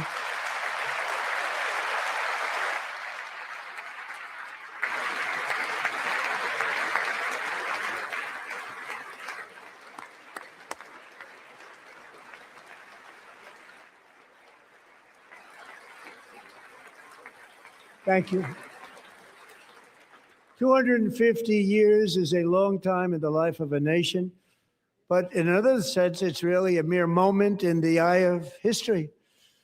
Two of the gentlemen we met in the gallery this evening took their first breaths 1 century ago, 100 years before that, on July 4th, 1826, the author of the Declaration of Independence, brilliant, Thomas Jefferson, drew his last breath. Just a single long human lifespan separates the giants who declared and won our independence from the heroes who stand among us tonight. Everything our nation has done, everything we have achieved, has been the work of those few great lifetimes. In those brief chapters, Americans built this nation from 13 humble colonies into the pinnacle of human civilization and human freedom, the strongest, wealthiest, most powerful, most successful nation in all of history. Americans ventured out across the daunting and dangerous continent. We carved paths through an unforgiving wilderness, settled a boundless frontier, and tamed the beautiful but very, very dangerous Wild West. From empty marshes and wide open plains, we raised up the world's greatest cities. Together, we mastered the world's mightiest industries, and shattered history's monstrous tyrannies, and we liberated millions from the chains of fascism, communism, oppression, and terror. Americans lifted humanity into the skies on the wings of aluminum and steel, and then we launched mankind into the stars on rockets powered by sheer American will and unyielding American pride. We wired the globe with our ingenuity. We captivated the planet with American culture. And now we are pioneering the next great American breakthroughs that will change the entire world.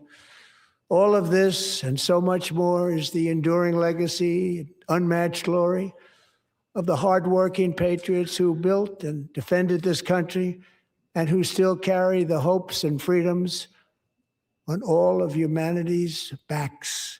For years, they were forgotten, betrayed, and cast aside. But that great betrayal is over, and they will never be forgotten again.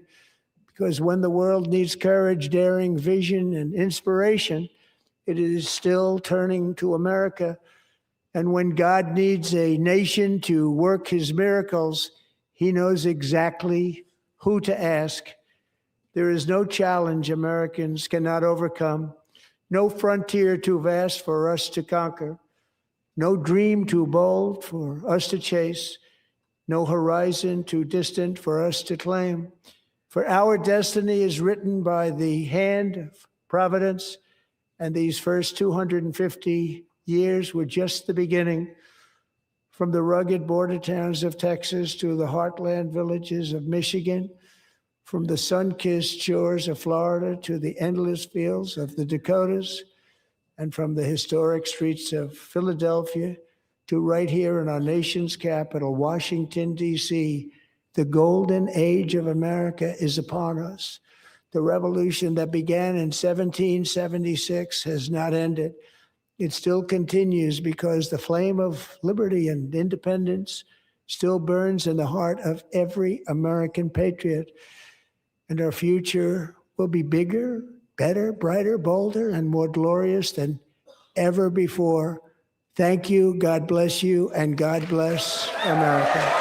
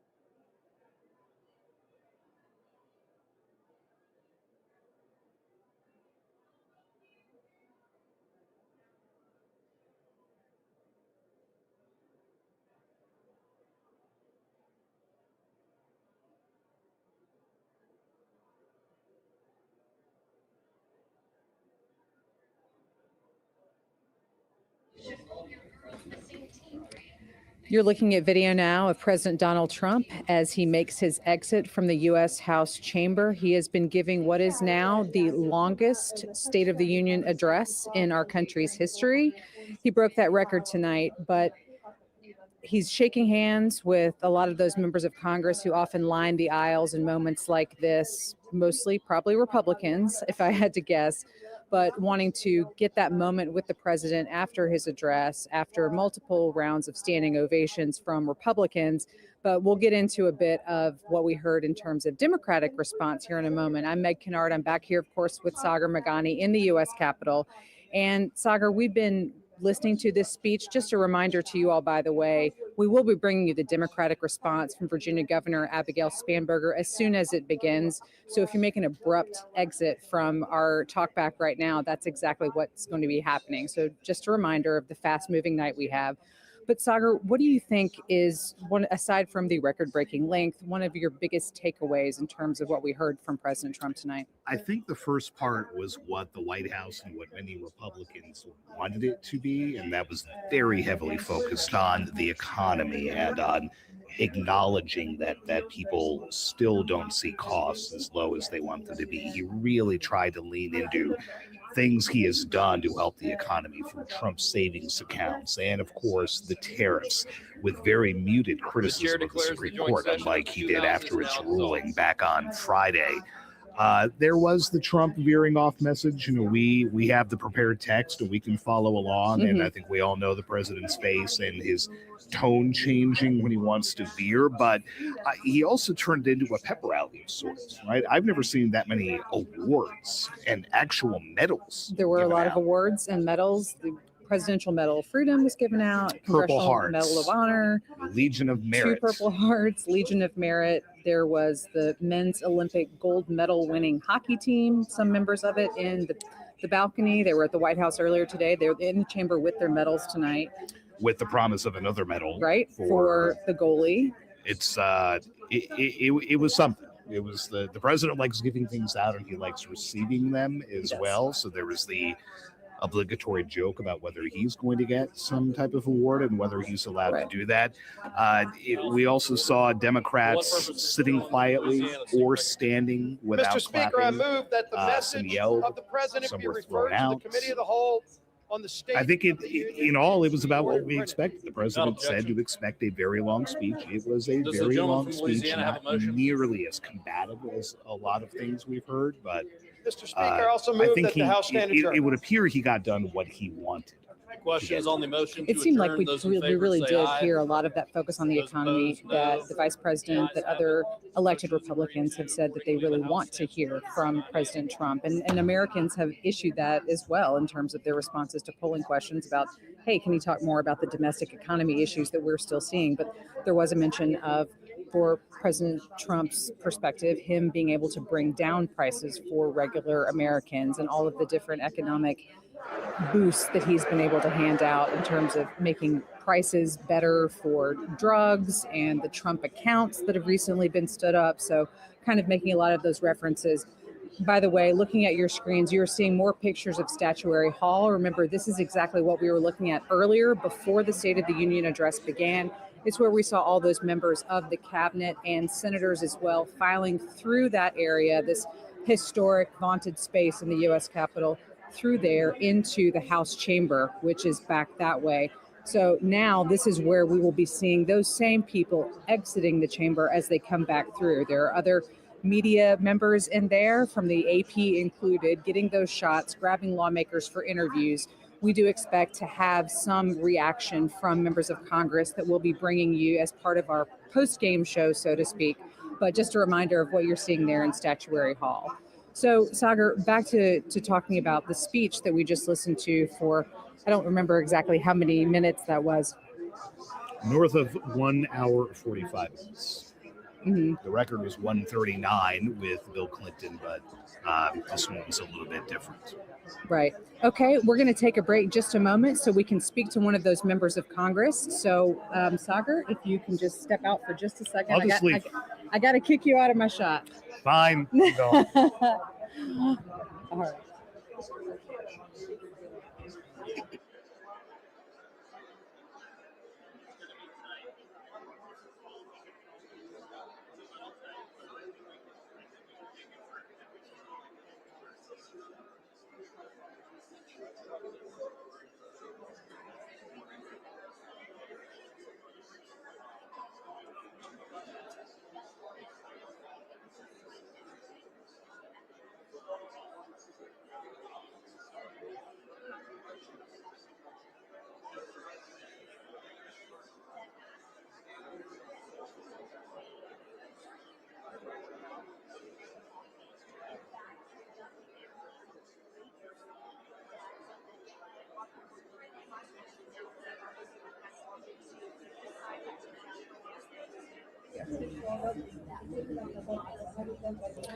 All right, as mentioned, we're going to be speaking with some members of Congress, getting their reaction to the speech tonight. So I have with me Representative Eric Burleson. Hello, thank you so much for being with us tonight. And if you can, first off, just kind of give us your top line, your 30,000-foot view of what you heard in the State of the Union. Well, I heard a vision. I heard a bold vision for the country, and what bolder individual to lay out that vision. The president, I think he did a really good job at reminding us of how far we've come in just 1 year. The fact that we went from a nation that was overrun in our borders. We had fentanyl coming across, killing, thousands and thousands of U.S. citizens. Williamsburg. We are gathered here in the chambers of the House of Burgesses. In 1705, the people of the Virginia colony gathered here to take on the extraordinary task of governing themselves. Before there was a Declaration of Independence, a Constitution, or a Bill of Rights, there were people in this room. The people who served here ultimately dreamed of what a new nation, unlike anything the world had ever seen, could be. The United States was founded on the idea that ordinary people could reject the unacceptable excesses of poor leadership, band together to demand better of their government, and create a nation that would be an example for the world. And this year, as we celebrate 250 years since America declared our independence from tyranny, I can think of no better place to speak to you as we reflect on the current state of our union. Tonight, as we watched our nation's lawmakers gather for a joint session of Congress, we did not hear the truth from our president. So let's speak plainly and honestly. And let me ask you, the American people watching at home, 3 questions. Is the president working to make life more affordable for you and your family? Is the president working to keep Americans safe both at home and abroad? Is the president working for you? As I campaigned for governor last year, I traveled to every corner of Virginia, and I heard the same pressing concern everywhere. Costs are too high in housing, healthcare, energy, and childcare. And I know these same conversations are being had all across this country. Because since this president took office last year, his reckless trade policies have forced American families to pay more than $1,700 each in tariff costs. Small businesses have suffered, farmers have suffered, some losing entire markets. Everyday Americans are paying the price. And even though the Supreme Court struck these tariffs down 4 days ago, the damage to us, the American people, has already been done. Meanwhile, the president is planning for new tariffs, another massive tax hike on you and your family. And Republicans in Congress, they remain unwilling to assert their constitutional authority to stop him. They're making your life harder. They're making your life more expensive. They're even making it more difficult to see a doctor.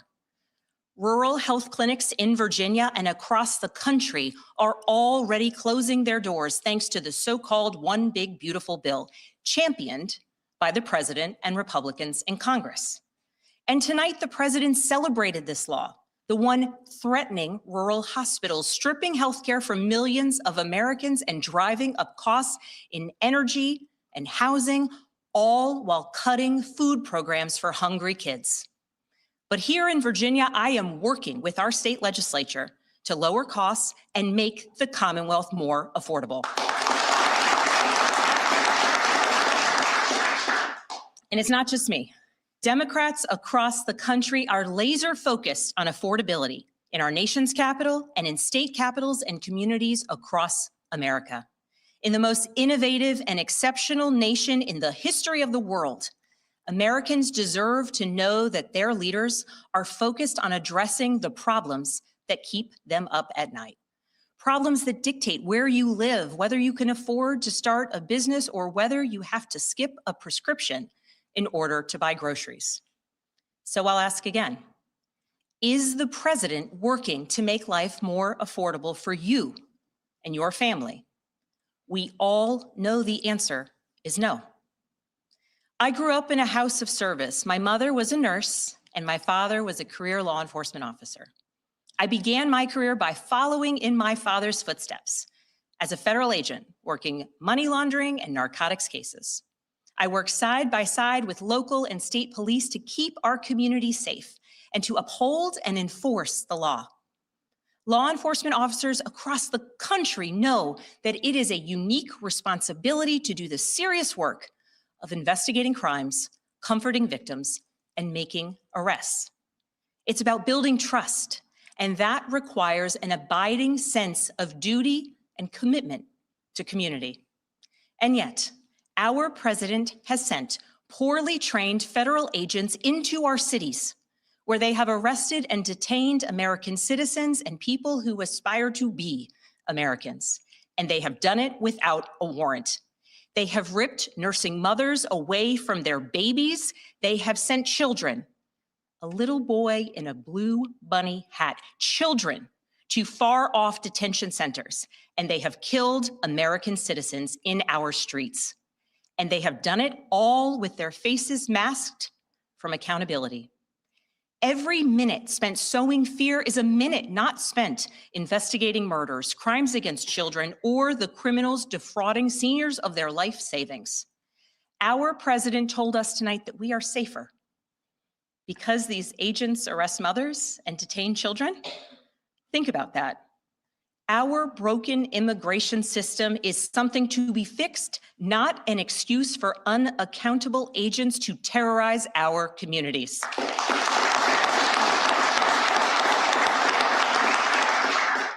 After working in law enforcement, I continued my career of service as a CIA officer, working undercover to protect the United States and our allies from global threats, terrorism, nuclear weapons, and the aggression of adversarial nations around the globe.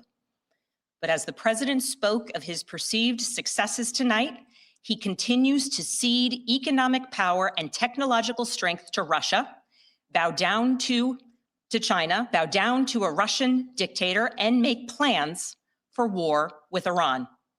Here's the truth. Over the last year, through DOGE, mass firings, and the appointment of deeply unserious people to our nation's most serious positions, our president has endangered the long and storied history of the United States of America being a force for good. So I'll ask again, is the president working to keep Americans safe, both at home and abroad? We all know the answer is no. In his speech tonight, the president did what he always does. He lied, he scapegoated, and he distracted.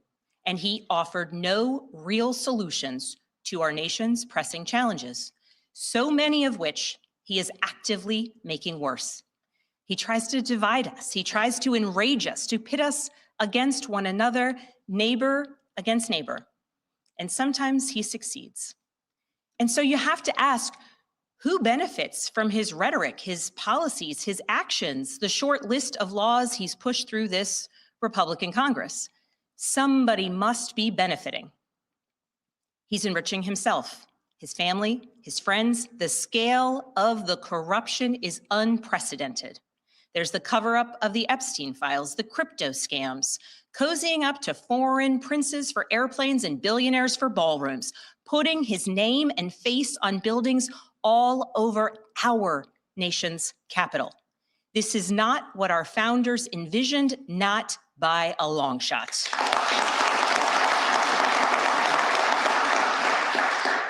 So I'll ask again, is the president working for you? We all know the answer is no. But here's the special thing about America. On our 250th anniversary, we know better than any nation what is possible when ordinary citizens, like those who once dreamed right here in this room, reject the unacceptable and demand more of their government. We see it in the determination of students organizing school walkouts all across the country, whose voices are becoming so powerful that the governor of Texas seeks to silence them. We see it in the bravery of Americans in Minnesota standing up for their communities, from peacefully protesting in sub-zero temperatures to carpooling children to school, so that their immigrant parents are not ripped away from them in the parking lot. As a mother of 3 school-aged daughters, I am inspired by their bravery, but I am sickened that it is necessary. And Americans across the country are taking action. They are going to the ballot box to reject this chaos. With their votes, they are writing a new story, a more hopeful story. In November, I won my election by 15 points.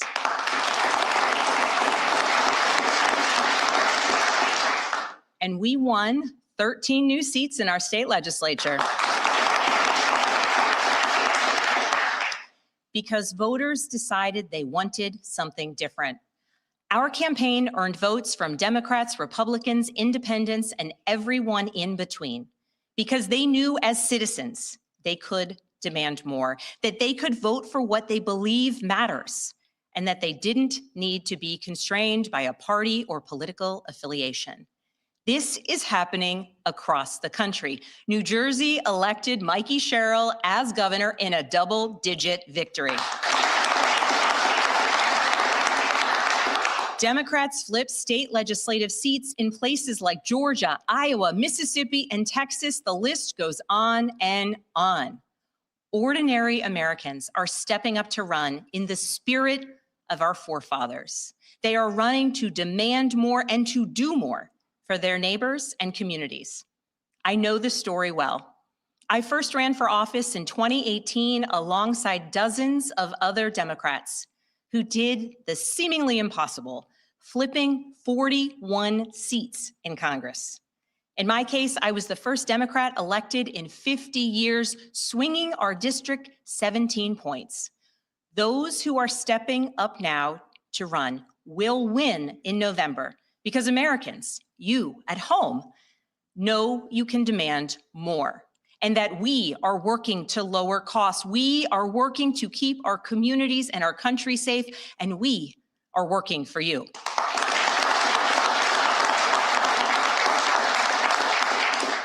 In his farewell address, George Washington warned us about the possibility of, quote, cunning, ambitious, and unprincipled men rising to power.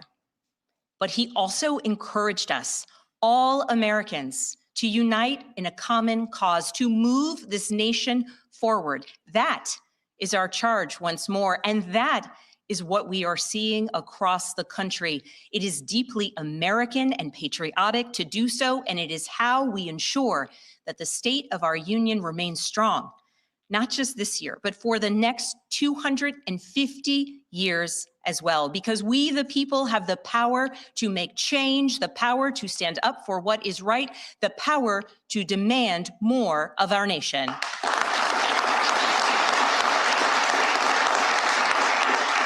May God bless the Commonwealth of Virginia, and may God bless the United States of America.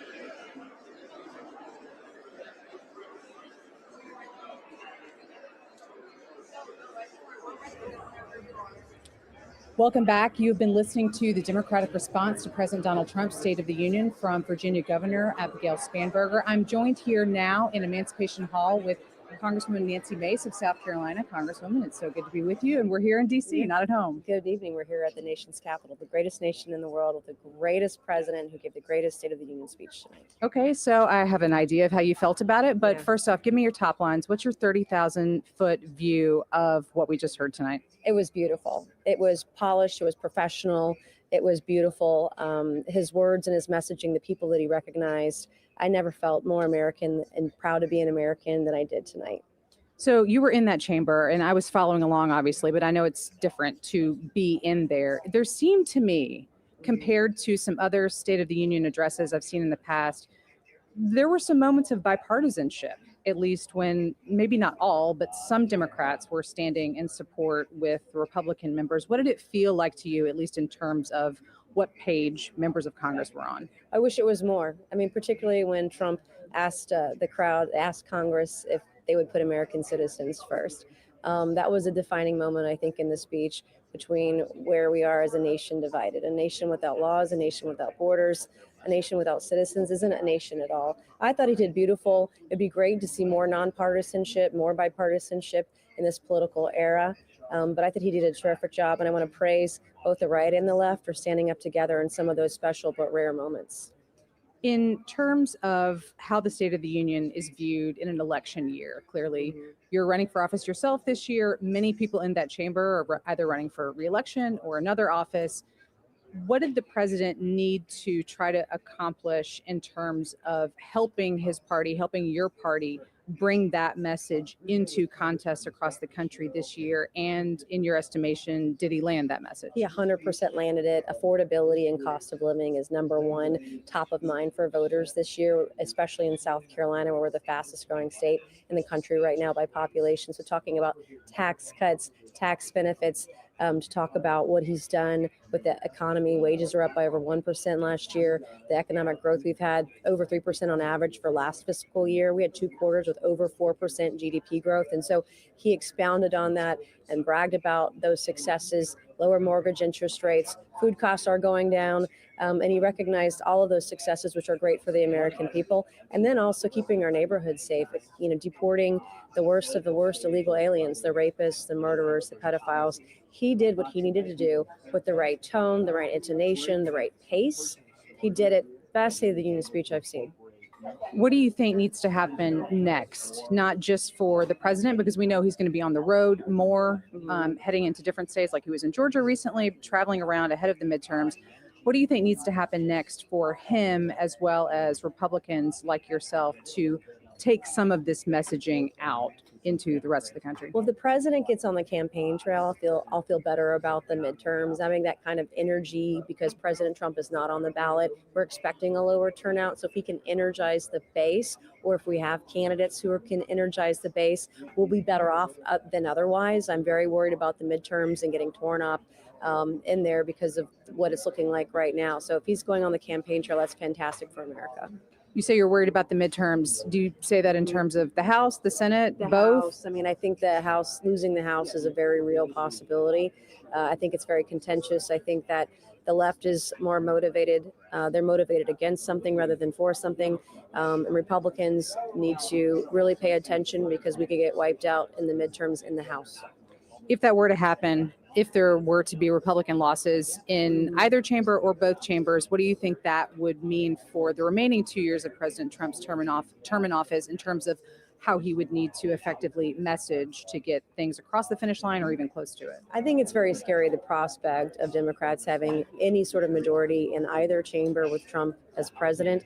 I think the retribution and retaliation will be far worse than anything we could ever imagine, and I'm deeply concerned about it. Are there any other takeaways from tonight that we haven't talked about that you want to mention? He did a great job. Really proud to be an American. This was the best speech, better than anything I could have imagined he delivered, and he did it on point. He's so brave and so courageous. Nothing made me prouder than being in that chamber tonight for my last State of the Union as a member of Congress. Congresswoman, thank you for your time. Really appreciate it. Thank you, and God bless. Thank you. In reaction to President Donald Trump's State of the Union address from Congresswoman Nancy Mace of South Carolina, we will be back in a few minutes with more reaction to tonight's speech. Back soon.